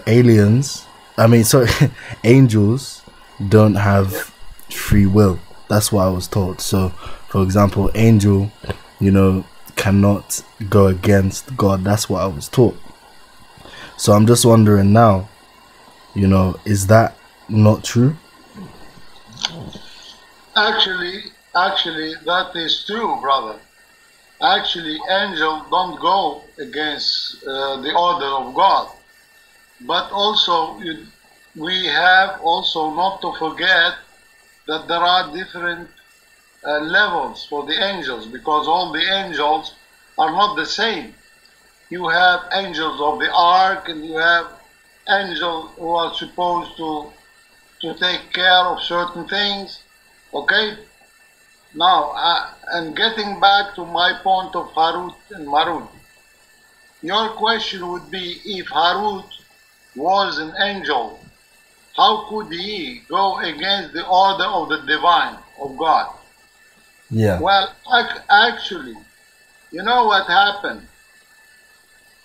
Specifically with Harut, there was a challenge, because Allah knew that Harut was saying, you know, they had a discussion with themselves, how dare these human beings go against the commandment of God? If we were as a human, you know, on earth, we would never go against the law of the Creator. So Allah allowed Harut and Marut to come down on this opportunity in Babylon. And what happened, Harut was tempted by the human females. So immediately when this temptation got into him, he changed, he lost his position from the angelic being down, he became kind of materialistic. He's not anymore, let us say, in the higher level of purity he used to be. So you have to take this factor into consideration. So he changed. So when he came down, he remembered being an angel and everything. Yeah, yeah. And he still became evil. And you know, there is another story, but I'd like not to bring it up because I did not have this confirmed by awaited Imam alayhi salam, you know, because there are so many topics, many questions to ask. Normally, wow. we do have wow. election, which is a very thick book. It's called قصص الأنبياء عرائس المجالس. This is a very classical, ancient book, taking the stories from the Holy Quran. One of the stories that I came across was that the temptation of the two angels, Harut and Marut, was caused by a woman, by a female woman called Az-Zahra. Az-Zahra, okay?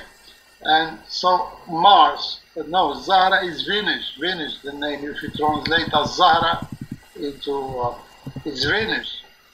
And she came to them actually when they were judged.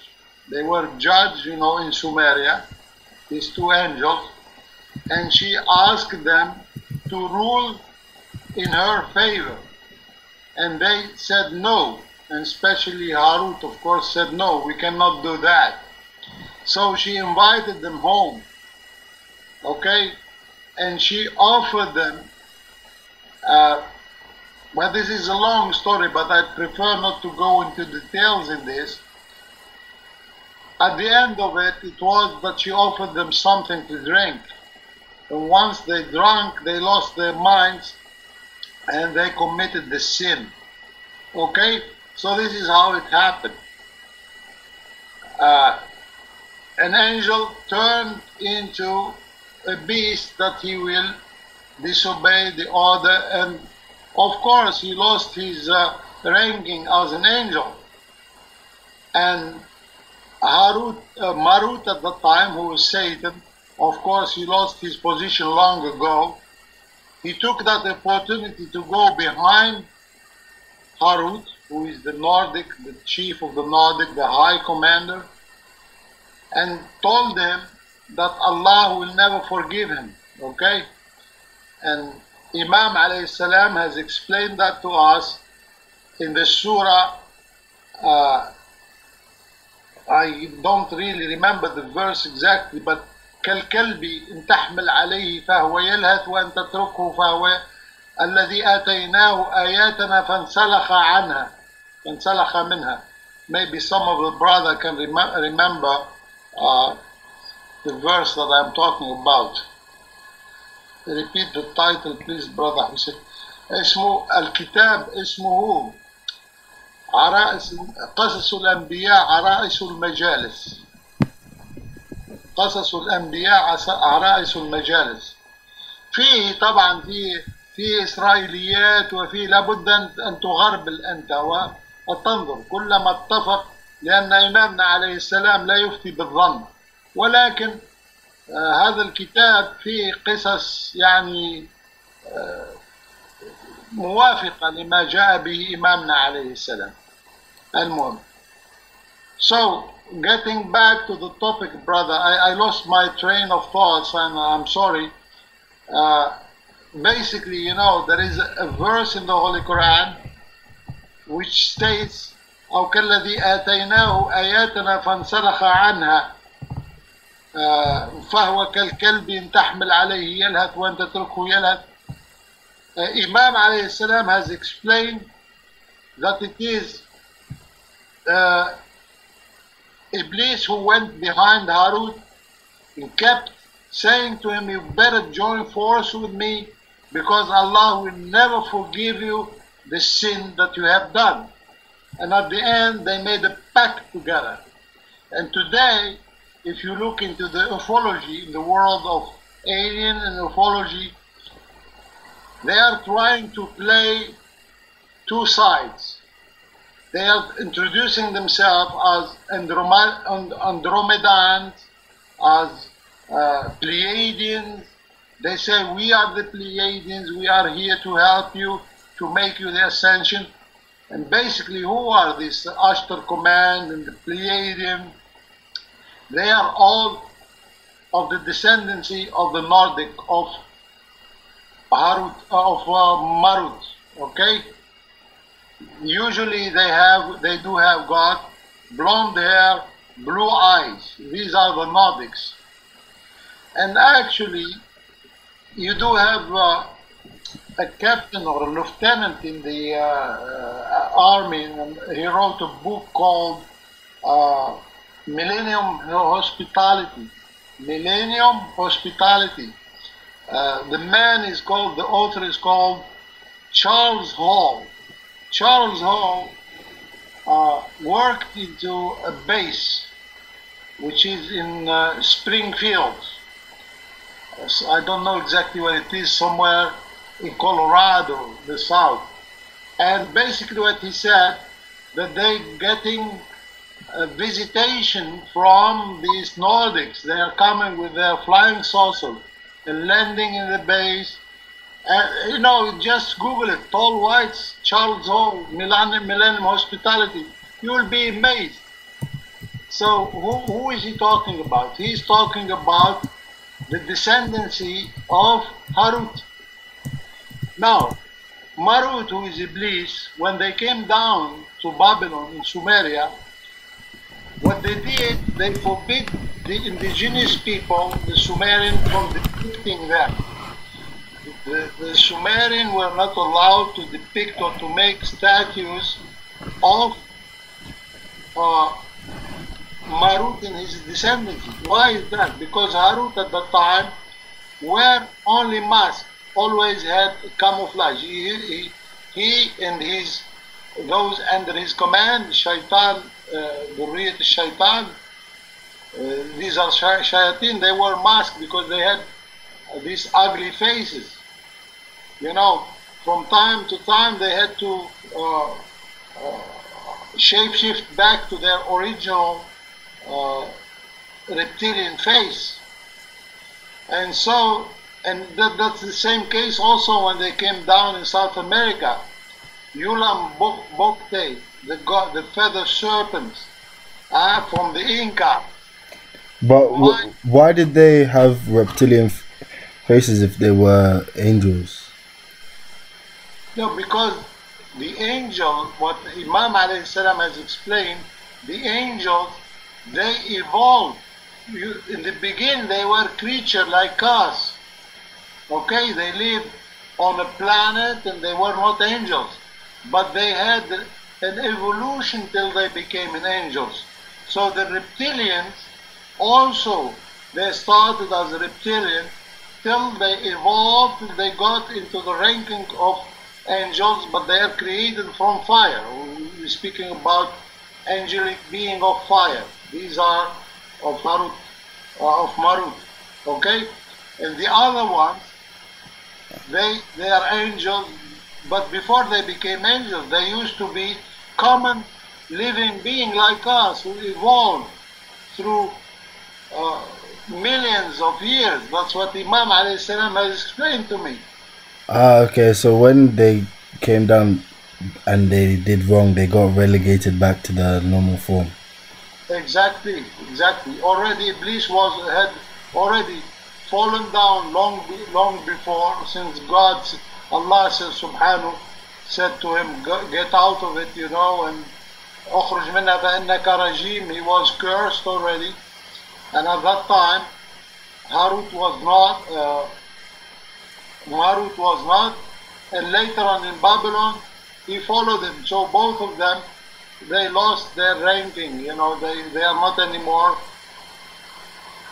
But the Imam alayhi salam told me Allah gave them the capability also to keep the shape shifting. He said to me, Iblis alayhi la'na can manifest himself into an angelic being also. And that's why we do have story where this is a really very difficult topic, because Imam alayhi salam told me he saw, he was confronted with Iblis, with Satan, with the Dajjal, and they had a talk together, and he said he appeared to me into an angelic form, and he said to me, I am Allah who revealed the Quran to Muhammad sallallahu alayhi wasallam. And Imam alayhi salam, he said, I answered him, وَمَا كَانَ لِبَشَرٍ أَنْ يُكَلِّمَهُ اللَّهِ. It is not possible for a human being that Allah will speak to him except behind the veil, or that he will send a messenger angel to him. So how can you tell me that you are Allah talking direct to me? Get away from me. You are Iblis al-Mal'un. And he said to me, Imam said, at that time, he insulted the divine and the divinity, and he left saying bad words, you know. And I said, what was he saying? He said to me, he was swearing, bil haram, bil haram, bil haram. Bil haram means with the forbidden. I'm going to show you what I'm going to do to you. So I'm revealing these things. You know, you're forcing me, brother. I don't want to go down too deep in that, because some of the people, you know, they can get confused with all this discussion. Yeah. So we better get back to the topic, brother. I'm sorry. That's fine.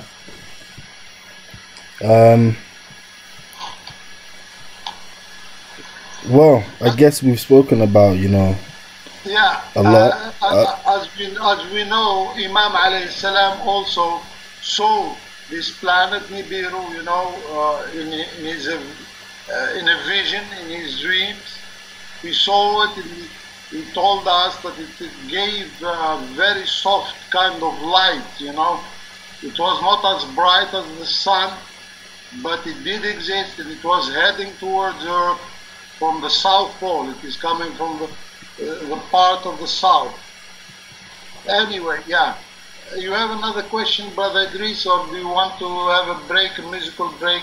Well, I think there's one more video, but first I wanted to ask you, you know, what is the Great Deception? Okay.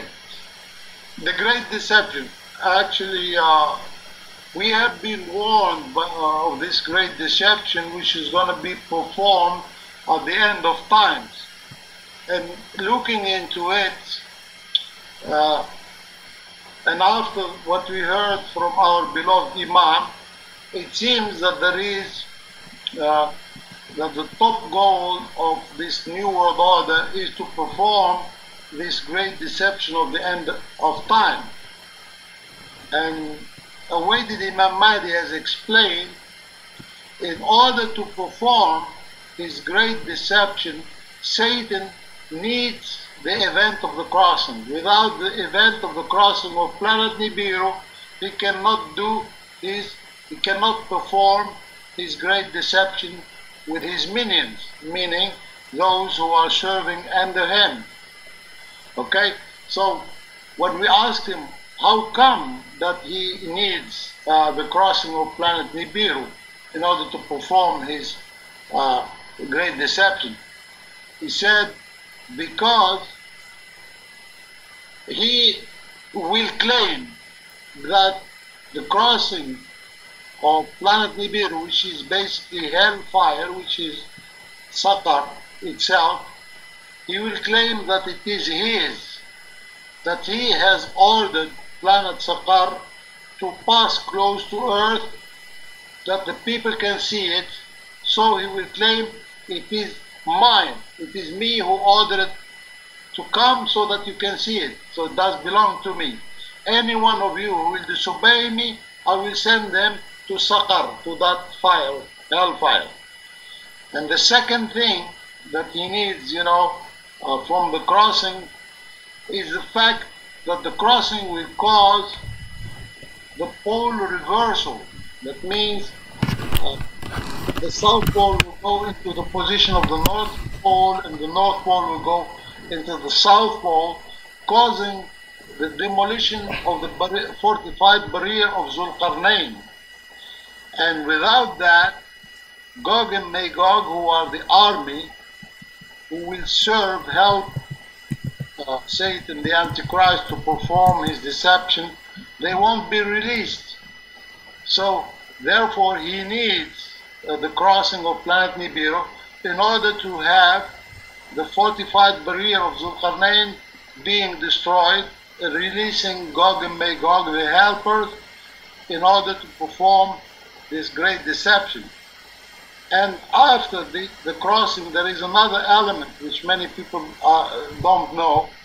The fact that the crossing, the collision between the electromagnetic field of planet X and that of the Earth on the event of the crossing will cause the rise of the dead from their graves. Al-Ba'th al-Awwal. Al-Ba'th al-Awwal is the result of the collision of the electromagnetic field of planet Nibiru with the electromagnetic field of the Earth. There will be a strange radiation entering the atmosphere of the Earth, causing the rise of the dead of this ancient civilization who are careful that Allah is going to give a second chance in order to follow the awaited Mahdi and Isa alayhi salam. Okay, so without the crossing, Iblis alayhi la'na Dajjal won't be able to perform his great deception, because after the crossing he will appear with his army who are going to be in a deceptive way. And many people, when we speak about Gog and Magog, they think that these are ugly beings. Actually, it is the opposite, because the group of Gog and Magog that will appear with the Antichrist to perform the great deception are very handsome, very attractive, male and females, okay? And according to awaited Imam Mahdi, he said to me, in the whole earth, there is division between the ugly ones and the beautiful ones. The ugly ones are kept. This was in a statement. He said, alayhi salam, he said, Banatu Iblis, when they come to the surface, they have intercourse with certain sorcerers, with rabbis, with Jewish rabbis, and they get pregnant. So they carry the baby and they present it to their father in the whole earth, who is Iblis, and Iblis decides which part does this newborn baby goes to. So the ugly ones will remain behind. So the first wave that will come to perform sweet deception are very attractive, meaning they've been brought up in the Garden of Eden, where you do have exotic fruits. They eat the best fruit. They don't have any pollution there, okay? So The great deception, as you asked me, if you know these elements that I just mentioned to you, then it becomes to you very clear that the great deception will emerge from the hollow earth immediately after the crossing of planet Nibiru. And this is the reason of the cover-up in the West. They don't want the people to know about the crossing of planet Nibiru, because people will start questioning, asking questions, and the Illuminati, that means the descendancy of Harut and Marut, who are at the top of everything, of the institution, in the military, everywhere actually, in Europe, in China, in Russia, they want to keep the lid closed on this event of the crossing, because if the people knew of the coming of this planet, they will start asking questions, and they are afraid that this will expose the great deception, the coming great deception.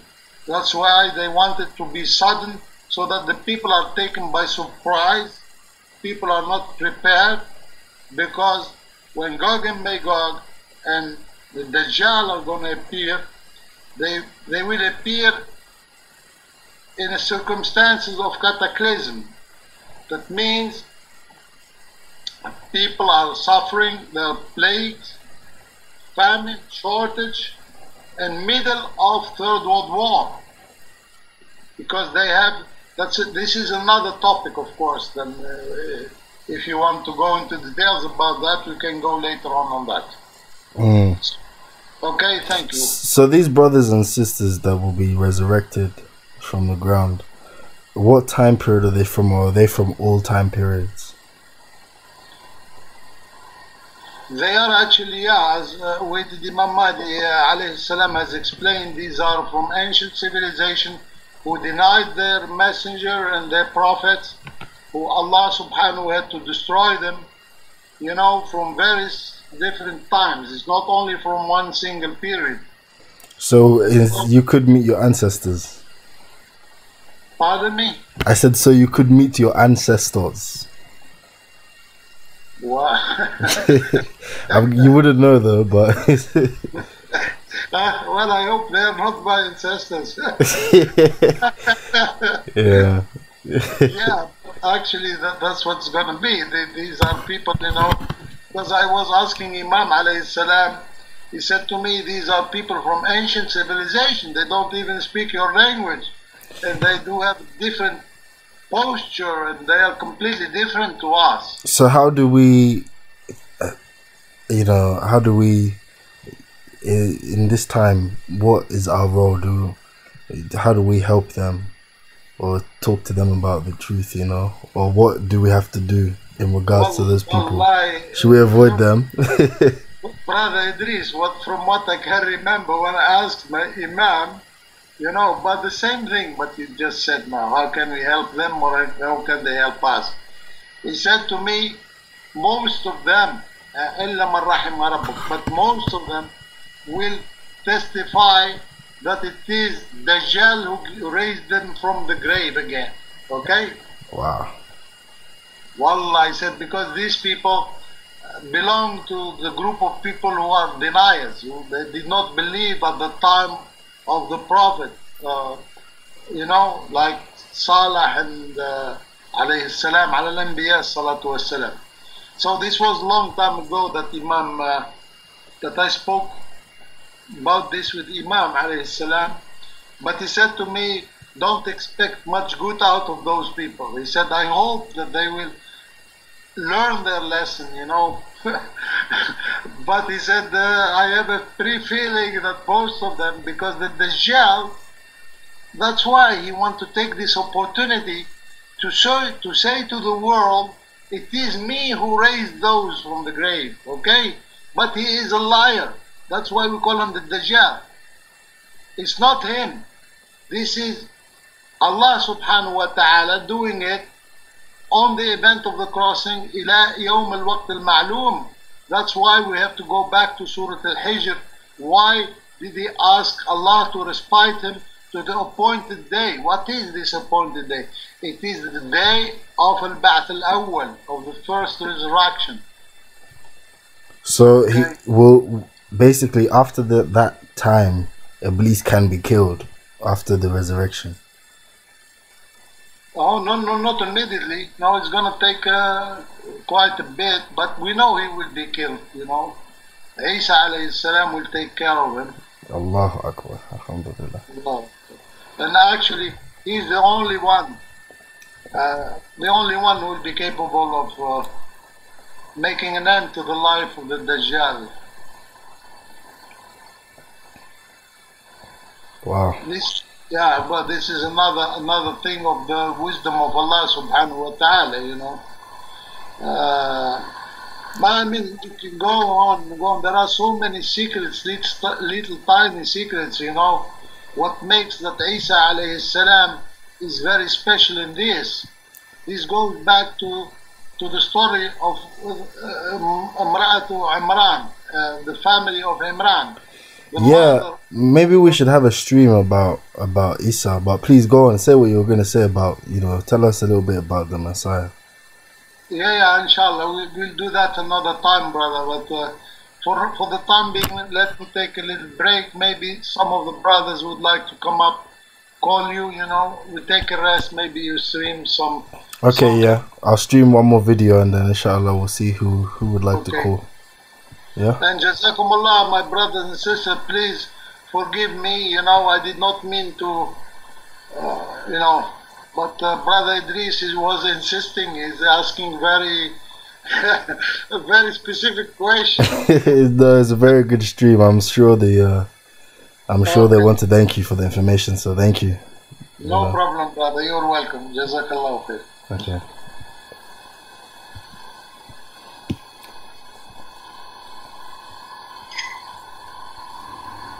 Good evening, ladies and gentlemen, and welcome back.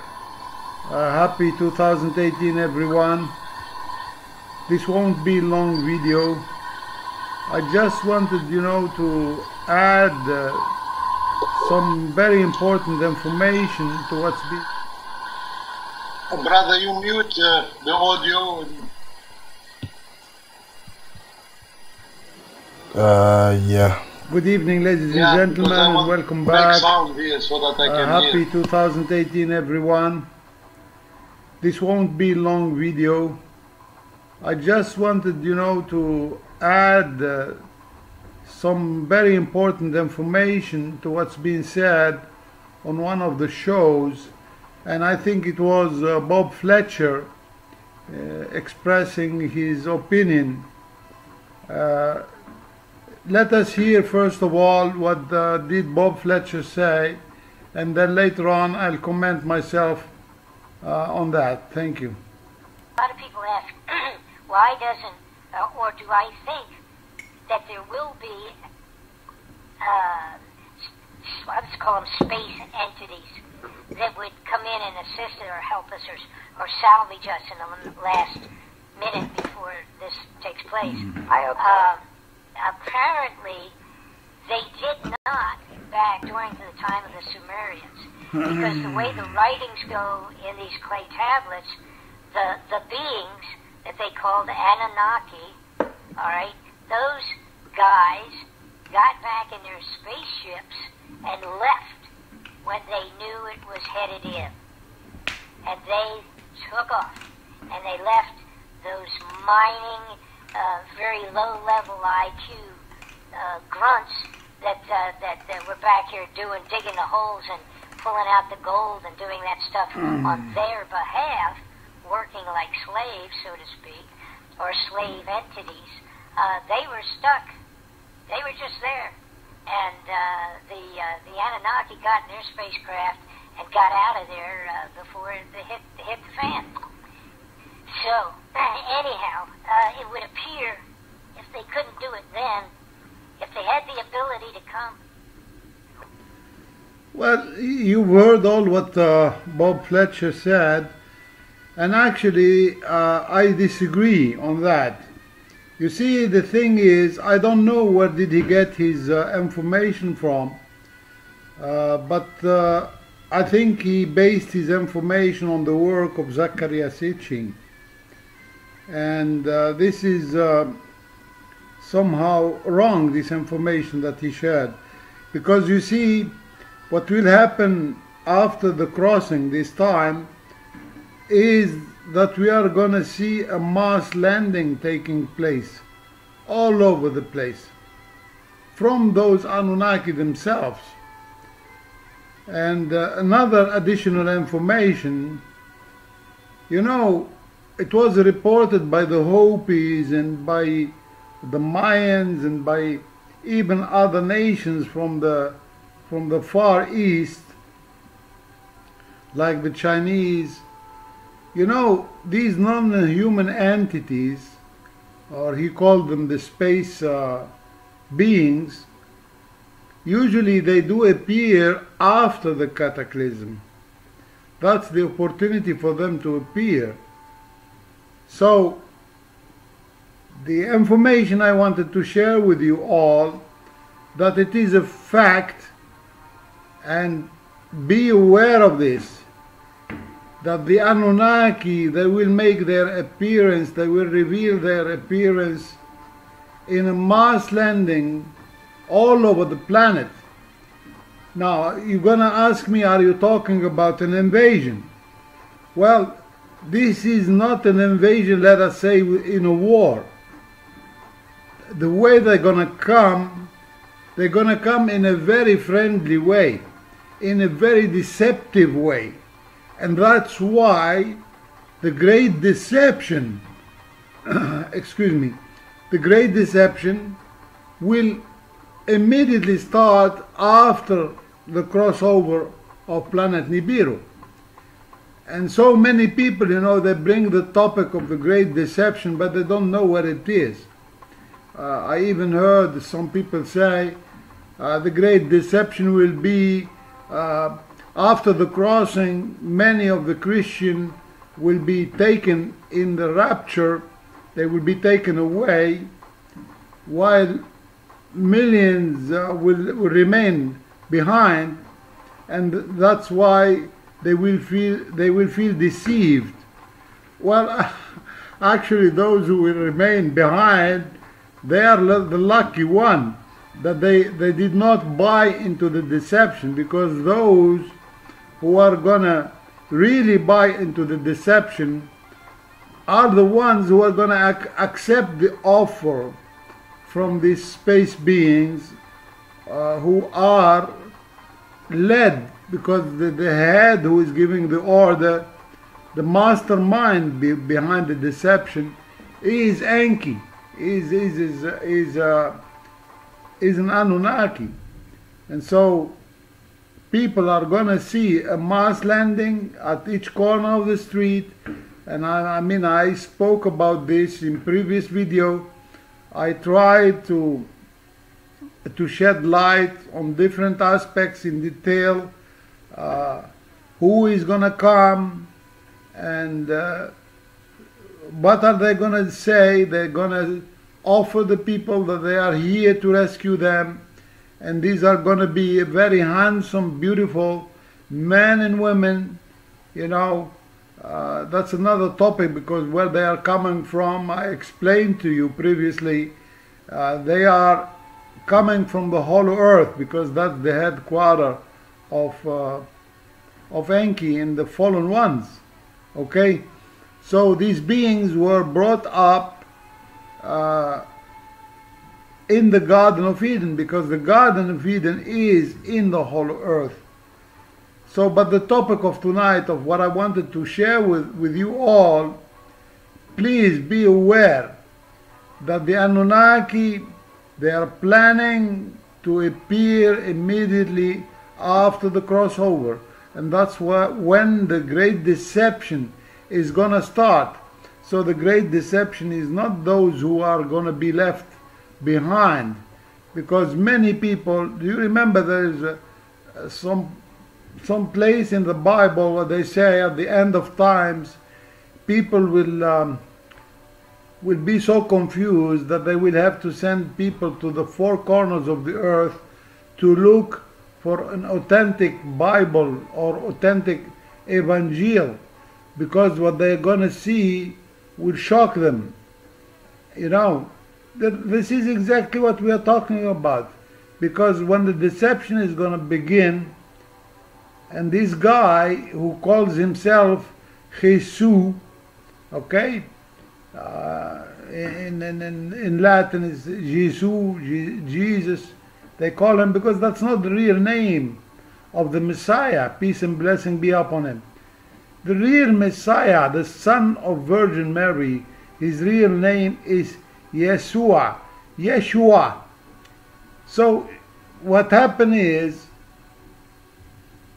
80 years after Yeshua passed, the Illuminati, you know, this is another discussion because I've mentioned that previously also, they are the ones who infiltrated the Christian faith, and they are the one who edited the Bible, you know, and at each translation, because the original Evangel of Yeshua was in Aramaic, okay?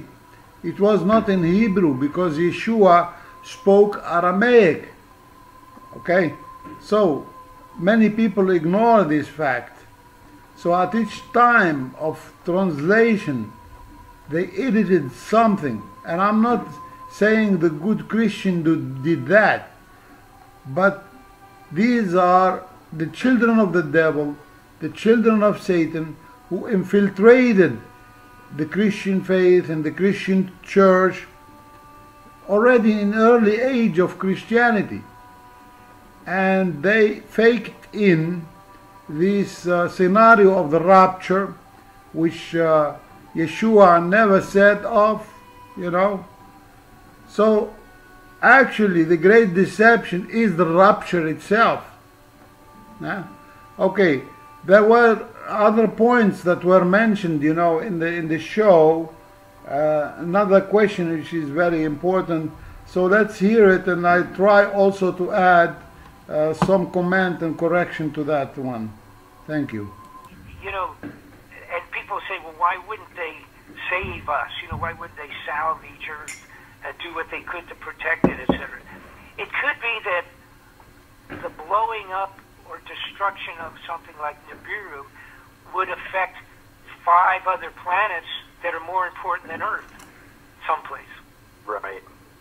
No, I like the theory where they say that the aliens are leaving us alone because we are our own species and we are responsible for ourselves. And if we destroy ourselves, then that's just the way it's supposed to be. Right. Okay, but that doesn't bring into account Nibiru. You follow me? You know, on that part of it. You know, the idea that we make our own bed and we got to sleep in it. You know, that certainly is true. And we've not broken any great records in terms of humanity for the last 1,000 years. That's for sure. We are the most messed up thing that you could ever imagine. Well, you know, if you watch television, you watch the news. What in the world? And the programs that are popular, the junk that's popular on television. For you. Go ahead. I'm ready. This one might creep you out of it. So, like you mentioned, analysis of the clay tablets from Sumeria, and that was his story. Okay, so go from there. So yeah. So what if when they're about to pass, and since Nibiru is supposedly their home planet or home star or whatever, or one of the planets orbiting Nibiru. So what if when they pass? What if like that whole rapture story is true, and what if it's not, you know, God taking us up, but what if it's these aliens, and what are they going to do? Are they going to eat us? Are they just going to start eating a lot of the population, like cattle? The big problem is we don't know, and it's my belief. Again, it's just from studying just a multitude of things that many years ago I could have cared less, but unfortunately I've been put in a position where I've had to study things that I may not have had an interest in. But we don't know.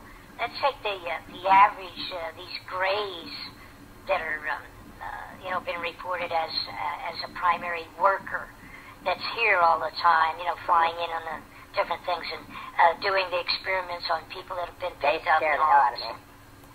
Now, if you don't know, that does not mean that no one else knows. Okay?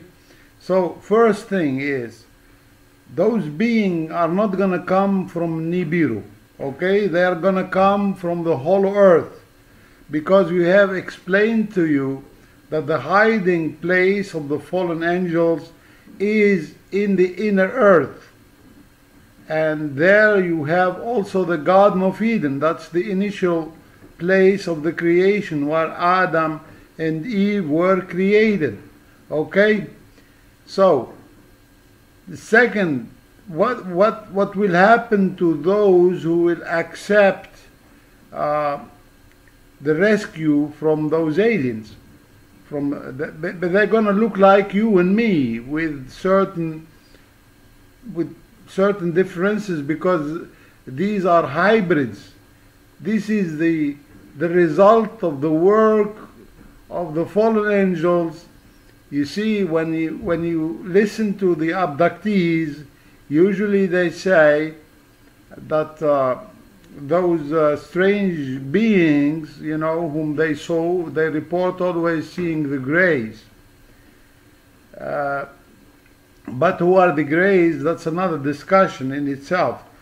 But my point being is, the abductee, they report always that the alien took from them semens, okay, whether it's an egg from a woman or semens of a man, you know. So what are they doing with that? And there are some reports also that some abductees have been taken away for the tick time. That means many times.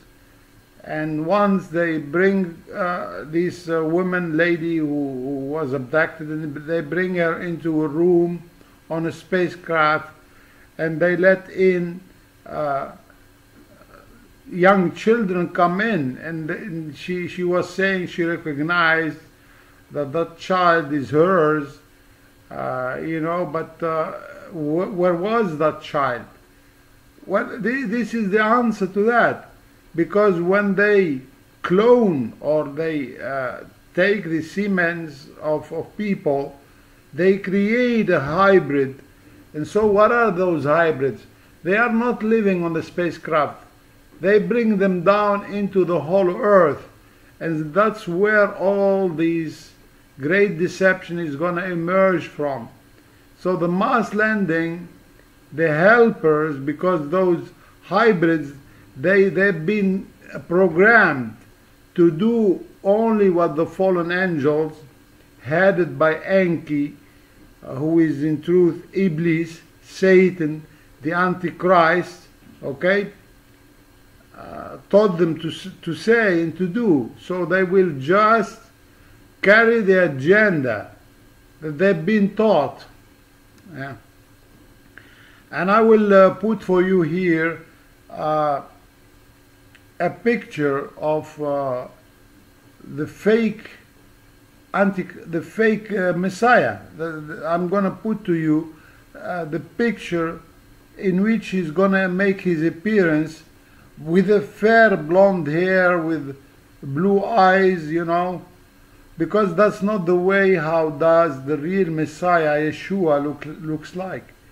Don't forget that Yeshua, the son of Virgin Mary, peace and blessing be upon him, originally he is from the Middle East, and the Middle Eastern people, they do not look like Swedish or Norwegian or you know. So that said, let's hear again after this what was said on that same show. And later on, I'll go to another point with another person, you know, which I've heard also his show recently. So just hang on a second. And they are very much telepathically linked, so they will usually listen. Now, so we get to talking about the Greys. I think the Greys are a working class, a programmed entity to carry out tasks. I think they are predominantly the characters that are manning the UFOs, the saucers, and things of that sort. Some of them are unmanned, just non-remote controlled objects. Some of them are controlled, like I say, a saucer. Anyhow, I think they are just a working class, sort of a robot, if you will. And they carry out what they're supposed to, and that there is other thinking entities above them that would control them, and et cetera, et cetera. According to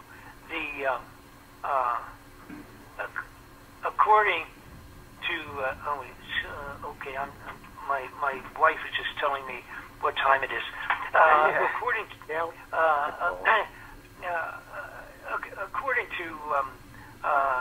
I totally lost my direction here. I believe those little entities, they are what they are, and I think a remote control situation. According to many people that have come forward with a thing called the Discovery Project? I think what it is. The Disclosure Project. That's what it is. Disclosure Project. These guys, a couple of them I know personally. Their summation is that there's as many as 300 individual different space entities that have been coming in and out for so long in around Earth, and there's that many of them. 300 different types of alien species. Yes, I think that was the number that they had come up with. And the crap, when you really get into it, and as Yes, that's true. These gray aliens, these are biological beings, remote controlled. And according to the information that was given by Imam Mahdi, in the inner earth there are at least 200 species of non-human entities. Okay, so now again, this information will help anyone who is trying not to buy into the coming deception, as we said. And this is a very long topic and people are not paying attention, but actually it is even so important the way that the crossing itself is going to happen and cause the cataclysm and the destruction. So people are more focusing on the physical survival and ignoring this fact of the great deception and who is going to perform this deception and the way that it is going to be performed, because those who will accept to go with those hybrids entity that are going to come out of those flying saucers on the event of the mass landing, they will put a condition for them, in order to rescue them. It is to accept Enki, who is gonna, as I told you before, introduce himself as Jesus, okay, with that name. And actually I informed you also previously about his mark, that it's gonna be the sign of the crossing of Nibiru, or you can call it the Roman Catholic cross. That's the sign, that's the sign of the beast. Anyway, but in order not to mix things together, let us focus now on the great deception. And so they are going to come. This is, take my word for it. Please believe what I'm telling you, and days will show us.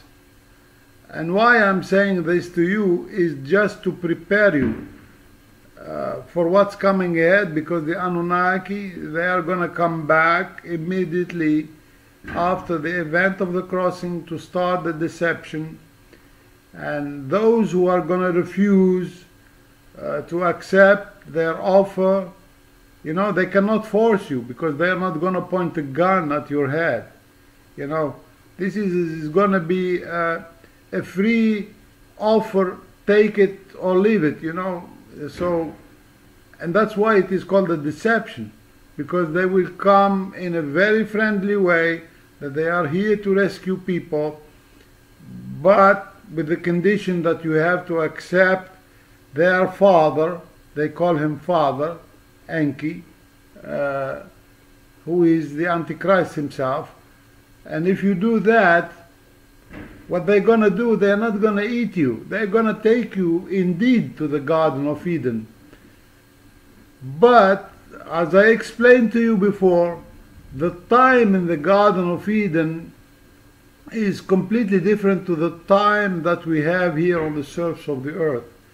Because the inner earth, one day of the inner earth equals 1 year on the surface.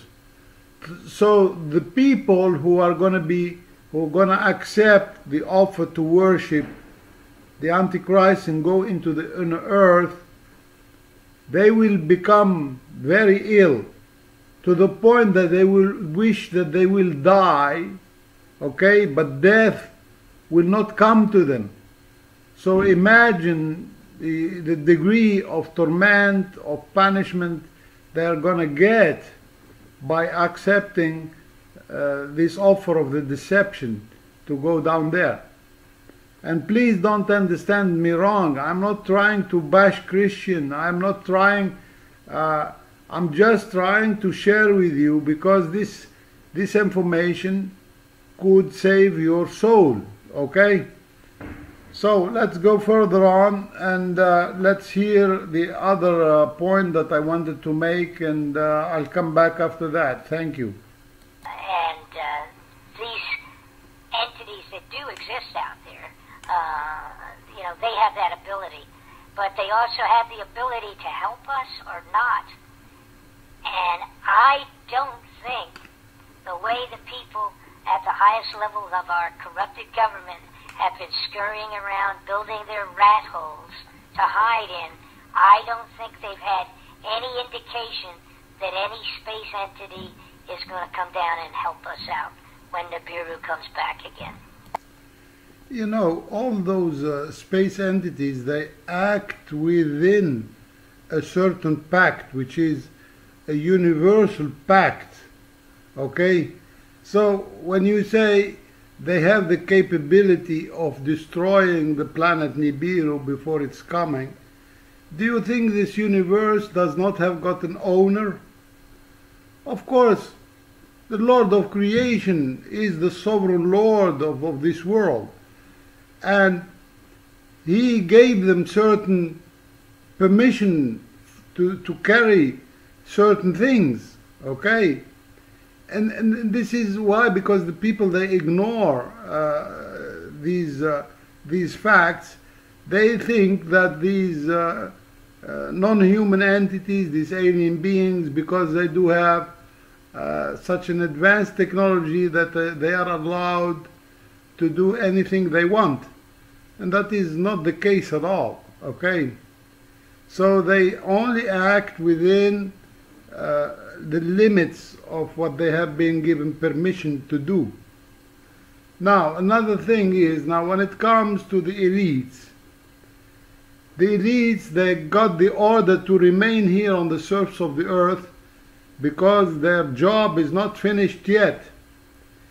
And the master, they call him the master, who is Lucifer, Enki, whatever you want to call him, Marut, he promised that he will come on a visit to them in order to give them the eternal life. Okay, that's what they are doing.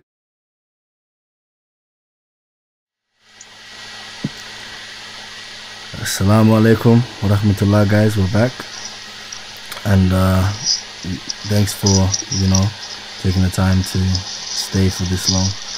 You know, alhamdulillah, we have a new caller, you know, speaking with Sister Radia. So, you know, say please welcome her, and if you can introduce yourself, please, sister. Yeah, Assalamu alaikum. My name is Radia, and I'll be glad to be with you today. I enjoy listening to you, and it's very enlightening and informing program, and I wish all to spread the word to join us and be with us to learn the truth, and the truth will set us free and guide us to the right path, to the straight path, as the Imam Mahdi been teaching us for the last 13 years. I mean, you know, and thank you for coming. You know, you've been a great help for me in my journey to, you know, learn the truth and everything. So, you know, yeah, we thank God for this, and we hope to stay steadfast and keep us on the right path. I mean, so, you know, after everything we've spoken about, you know, today, you know, and the video that just played, you know, speaking about the Anunnaki and Planet X, and, you know, like one of the last things that the brother said was that, you know, Allah is the owner of, you know, this realm. And one question I wanted to ask you is, you know, from your reading of and following of the Mahdi, what is the most likely scenario, you know, to take place in World War III? Well, as we know that God is warned us about the chastisement, the upcoming event that's coming, which is the passage of planet Hell. We call it in the Quran, as well as Allah named it, Sijil or Sucker, which is scientifically been discovered as the planet X or planet Nibiru. And it's been undercover, but it's the, you know, it's out there. Many are believers and seeing the signs of it, and there's a lot of doubters as well. But it is a fact. God told us about it, and it's coming. And we just pray for the best, because it's a destructive day on the day of the passage of this planet in our solar system, which is the farthest planet from our planet Earth, as the Imam Mahdi taught us about it in the Quran, brought all the evidence about it. And when it passes, it's gonna throw stones. First, we're gonna be seeing smoke that Allah said in the Quran, in chapter of Al-Dukhan. When the manifest smoke comes, it's gonna not just gonna be a smoke in the sky, in the heavens. It's gonna carry asteroids, stones of fire from hellfire itself, to strike every evil, demonic, satanic people, or you know, disbelievers who are rebellious, and who know the truth and decide to displease God, not to obey and be on the right path, despite all the warnings that God sent of messages, whether it's the Torah, the Quran, or the Bible, the heavenly books. Anyways, on that day when it passes, everything will be destroyed. Not everything. The righteous ones will be saved by Allah's mercy, and there'll be survivors. Those who's gonna survive after this event, they're all gonna submit and believe and obey the Imam Mahdi, who've been warning them for the last 13 years and telling them this chastisement is coming because people abandoning the Allah's books and the truth, which is in the Quran. Yet they don't want to believe. They just want to follow their desires. But when it passes, there'll be some signs where the earth gonna stop the rotation of the earth. there'll be darkness in some parts, and then the earth will reverse its rotation, which is gonna make the sun rise from the west, from its setting place. Wow. Yeah. So the day will become in reverse, and the night will reverse itself. It'll be longer to come for the sun to shine again on those some parts of the earth. But that's according to the central time of Mecca. It'll be around dawn time. And the planet itself is going to come from the polar sides, the north side or North Pole or the South Pole. It's gonna, we're gonna see it just like we see the sun, but there'll be a lot of smoke.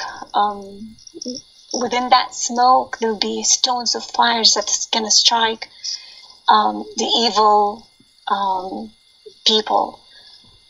Those who's gonna survive, they'll be submitting, as we said, and they'll become Muslims, and they will know the truth for sure. But those who knows the truth for sure from the beginning, they'll be safe and they won't be harmed. But it's a horrendous, horrifying day, and we ask Allah's mercy on that day. For the events afterwards, which is going to take advantage of it, is the Satan himself, Antichrist, we call him, Ad-Dajjal, At-Taghut in the Quran as well, Iblis, which is in English Lucifer in the Bible as well. So he himself will take advantage of this and will come out of the inner earth. As we know, the Imam taught us that the earth is hollow, and inside it there's living beings who are living in there. We call them jinn in the Quran, which is aliens. As we know them in the modern days, they would come out to be with Ad-Dajjal himself, Satan, as Gog and Magog. They are the hybrid, as Brother Hussein Ibn Umar, he was telling us about the hybrid, who are from their mothers. The Imam taught us in his statements about this species of people or beings. They are their mothers are from Satan, satanic females, and their fathers are from human beings, who they enjoy each other, mate, and have children. The female Satan would go in the inner earth and lay her child for her father Satan, and they would raise them to be soldiers to come out on this day. They're preparing for this huge event. They're going to come out to mislead the people all over again after they all became believers and Muslims, after they saw the truth and they saw hellfire passing over them and they survived it. But the Imam Mahdi, Nasr Muhammad al-Yamani, peace be upon him, he's preparing for this event because he won't let it allow Satan to mislead the people again. Because Satan, when he comes out, he has plan. He's going to tell them, look, I'm Jesus, son of Mary, and I'm your Lord. You gotta worship me. This is hell that I brought to you. You saw it, and this is my heaven in the inner earth. You can go in it you cannot go in it unless if you worship me. He's gonna demand people to worship him, and those who do, they're gonna go to hell with him, and that's his purpose. He wants people to go to hell with him. He despaired from Allah's mercy on the day when he deceived Adam and his wife Eve. We call them Adam and Hawa in the Quran, as Allah taught us, because he rebelled to obey God and become be obedient to the Khalifa in the earth, which he was in the inner earth. That is the inner heaven, the earthly heaven. It's not the heaven when people they die and there's a resurrection day, and God will on that day decide who goes to hell and who goes to heaven according to their deeds. But in fact, it is another heaven, which is the earthly heaven in the inner earth, where everything is luscious and green. It's furbished land, leveled, and it's good life, but it's dominated by Satan. In the northern part of it, from the center to the northern part, it's where the demonic, satanic beings and Satan himself. But the southern part of it, there are other beings, which is other subject too, when Allah taught us in the Quran about Dhul Qarnayn. If you remember from the Imam's statements that explains to us who is Dhul Qarnayn and who he and his journey that took him to the North Pole and met the satanic people, Satan and his loyal jinn, but they deceived him and they said, "Oh, we believe in God," so he left them. But then when he continued his journey and went to the south, through the South Pole, through the opening for the inner earth, he found other people, other beings who they don't understand their language. And he found out that they are suffering from those who are in the northern part of the inner earth, which are the Satan and his offspring. They come and do mischief in their side. So they were asking him to help them to build the barrier between them. And he did. Dhul Qarnayn, he said, "Okay, if you help me, I will make a barrier between you." For free. And that's what it happened. The barrier is there, and God said, on the day of the passage of the planet X, Nibiru, which is known in the Bible of hell itself, in the Quran, it's hell.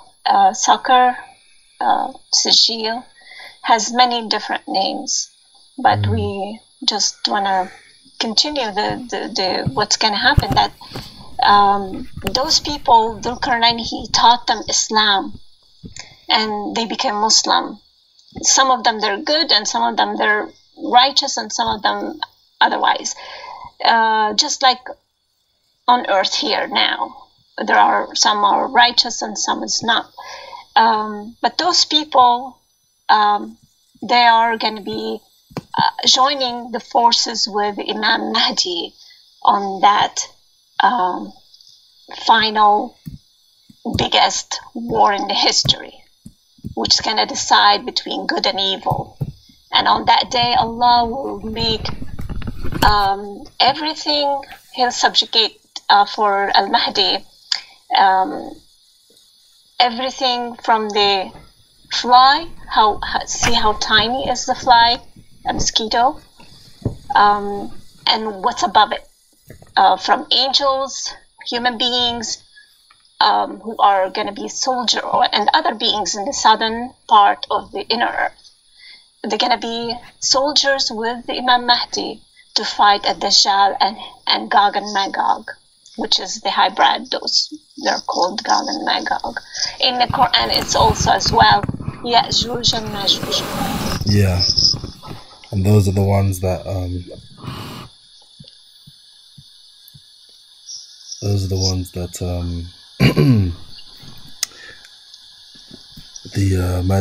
that Ibn Ammar was talking about before. Yeah. Al-Hussein ibn Umar. He's a good colleague with us and friend and a supporter to the Imam Mahdi, and we salute him. We greet him with Assalamu alaikum. We wish to join him sometime in his live stream to talk about this, and we welcome anybody to join us and ask any question. Also, we invite everybody to visit the Awaited Mahdi's website. It has a different title, links, which is the greatnews.com or mahdilumma.com or the awaitedmahdi.com.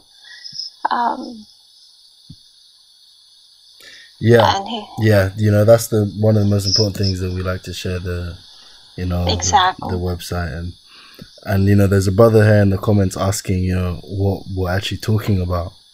And just in case, you know, you just got here, you know, and I've posted on your videos before, but just to reiterate, you know, we are here talking about the Mahdi, who we believe has proven himself to be Nasser Muhammad al-Yemeni. Is a man from Yemen, and he has proven that he is the Mahdi with abundance of knowledge of the Quran and great truths in the world, and an abundance of them, so much so that, you know, it is at this point beyond doubt that, you know, this man is Imam Mahdi. So yeah, please do find us on Skype, and inshallah next time you can call us. You know, we've been streaming for a long time now, so I think, you know, it's best to do it next show. But that's what we're talking about, brother. Absolutely. And I did have, you know, one more question, and that was, you know, and we've kind of just gone over it, but, you know, what do you think is the most important part, and what do you think is the Mahdi's most important role in all of this, you know, that's going to happen? During the event, you mean, when Satan comes out himself to misguide the people, you mean? Yeah. Yeah, well, he is determined that he's going to confront him, even if he has to go to the inner earth itself before he comes out to mislead the people after they are been guided to the right path. Because his purpose is to save the people from Satan, that he swore that he would misguide the righteous people and any other human being, because Allah favored us over him. We are the offspring of Adam, alayhi salam. May peace be upon him. He was the first Khalifa, and Al-Mahdi, he's the last Khalifa on earth that Allah selected for us, and he chosen him above all by teaching him the interpretation of the Quran. And that's why he's the warner, he's our guide, because there's no prophets and messengers after the Prophet Muhammad sallallahu alaihi wasallam. He is the seal of the prophets. But we have the good news that he is the one who's going to guide us to the truth, and those who follow him, they will survive. So this is your survival chance, is you go and read the truth on the website of his writing, so you don't depend on others who would tell you about him. Don't rely on me or others. I invite every single one, and please spread the truth and tell others about his website so they can read in his encyclopedia of explanatory statements. It's translated in many languages. You're welcome to join anytime, any day, and read. And before you decide, just ponder and read the truth, and you'll find the truth plain in front of you that is hidden while it's here. So time is getting short. before the event comes, before the passage. And we see the signs of it from the change of weather, change of whether it's earthquakes or any disasters we're seeing, and it's all signs of coming of this planet as well. It's a sign in the heavens, like the sun and the moon overtaking. I hear maybe it's the time is running out for the program. No, that was Brother Ibn Omar calling. Okay. We'll be glad to join us, Brother Ibn Omar. Yeah, wait, let me add him to the call. 1 second. Absolutely.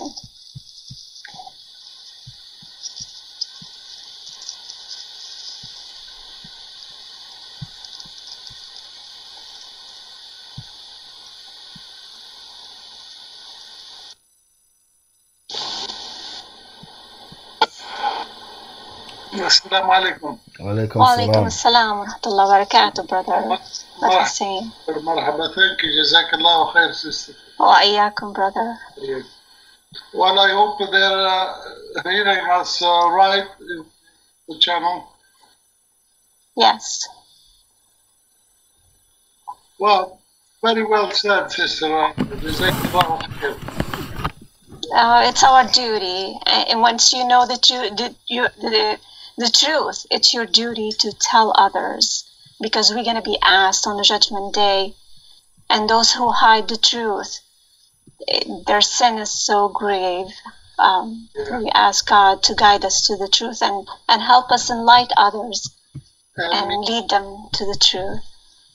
I mean, you know, it just I come up with you, brothers and sisters, because we have this brother, the prosecutor. He was saying he's interested in learning. He's not a supporter yet of our Imam. So yes. Say, welcome, brother. You can listen with the rest of us. And we hope, inshallah, that you will learn the truth. And so, as Sister Radia has mentioned, those who are denying the message of Imam Mahdi, they don't know what they are missing. Because the information that was brought by our beloved Imam alayhi salam means the difference between life and death, between salvation and perdition. Those who don't know the knowledge that was brought by our Imam alayhi salam, even if they would survive the crossing of planet Nibiru, there is a big chance that they would wish they did not survive. Why? Why? You could ask me the question why. You know, anyone who would survive planet Nibiru after the crossing, after the whole cataclysm, he comes out and he's still breathing, he's alive. Well, he made it. I mean, what else would we want?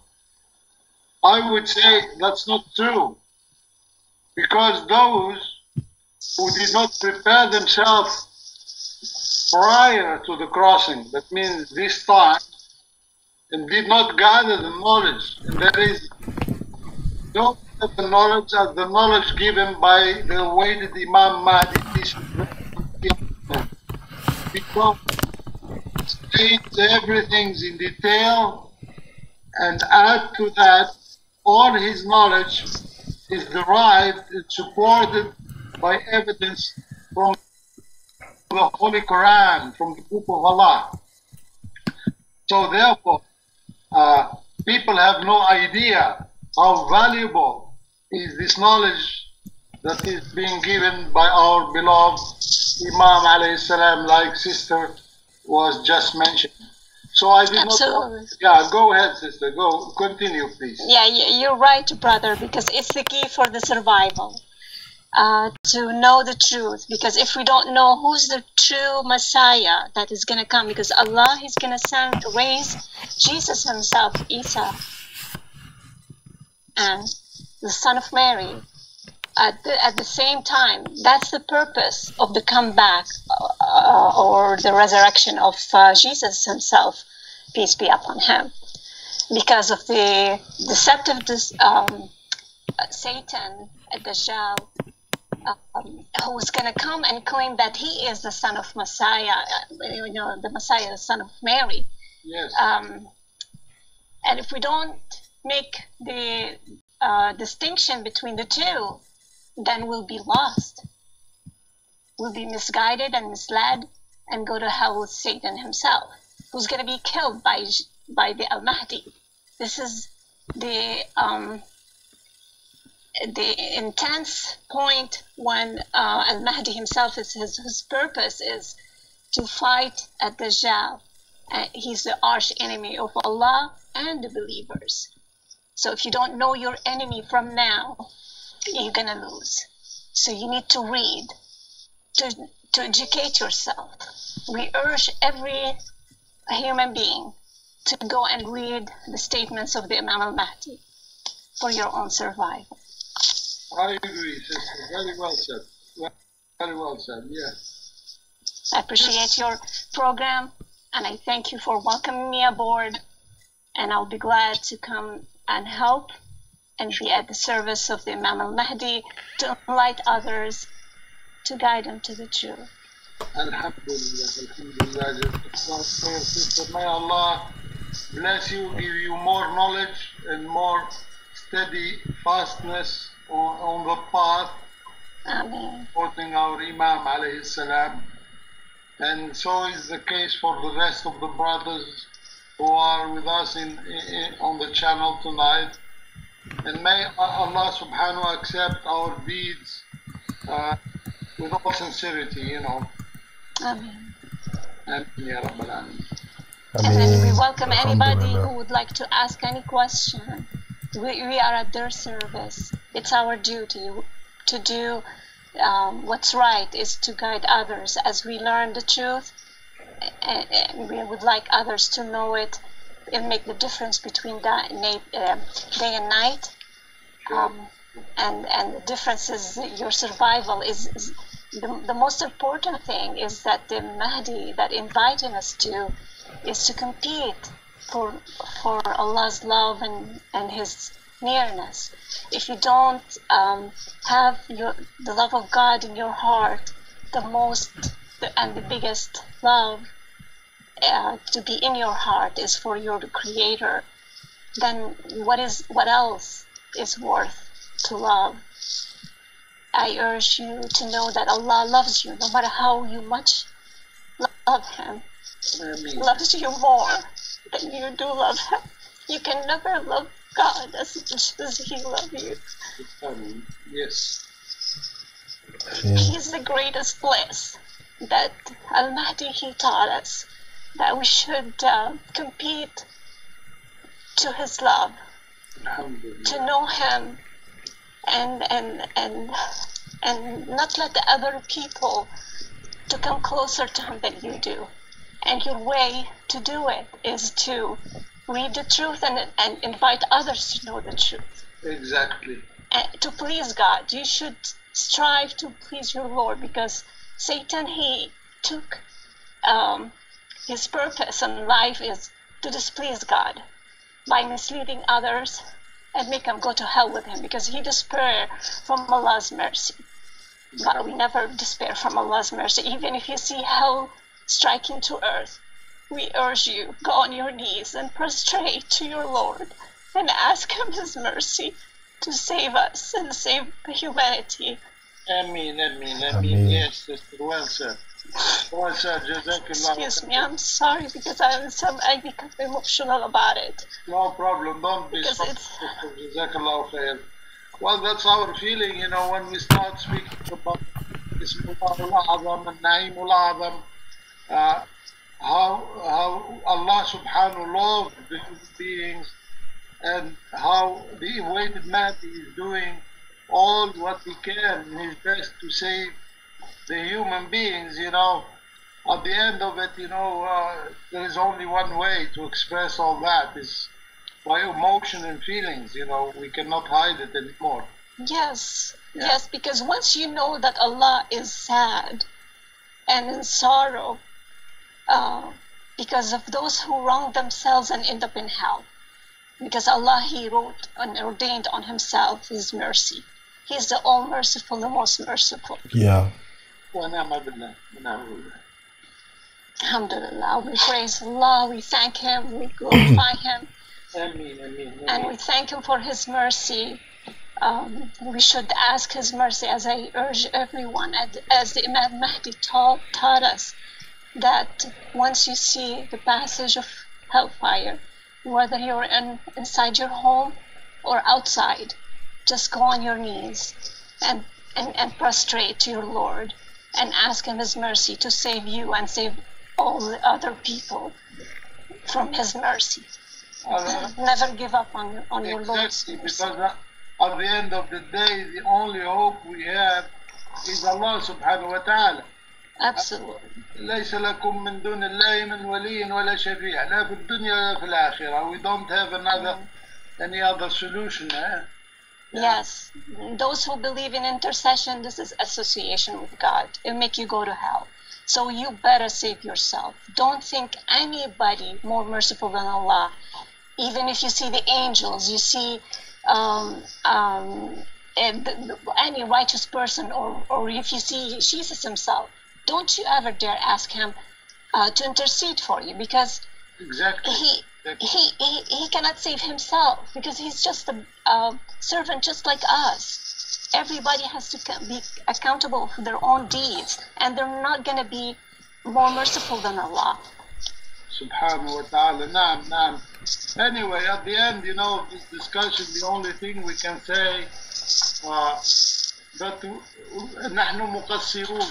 We Lord, because it's due to the time, the remaining time is very short, but still, despite all the efforts that we are doing, most of the people are still asleep on this, you know.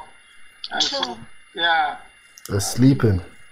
Yeah, they're sleeping and they're continuing, because if I look today, the way that the Christian people are behaving, all of them, they are waiting for Jesus, who is the Antichrist himself, okay? Because as we have explained before, the name Jesus is a fake name of Yeshua alayhi salam, and the decodation of the 666, the name of the beast, gave us Chesu, the 3 letters, the Kha, the Sin, and the Wa.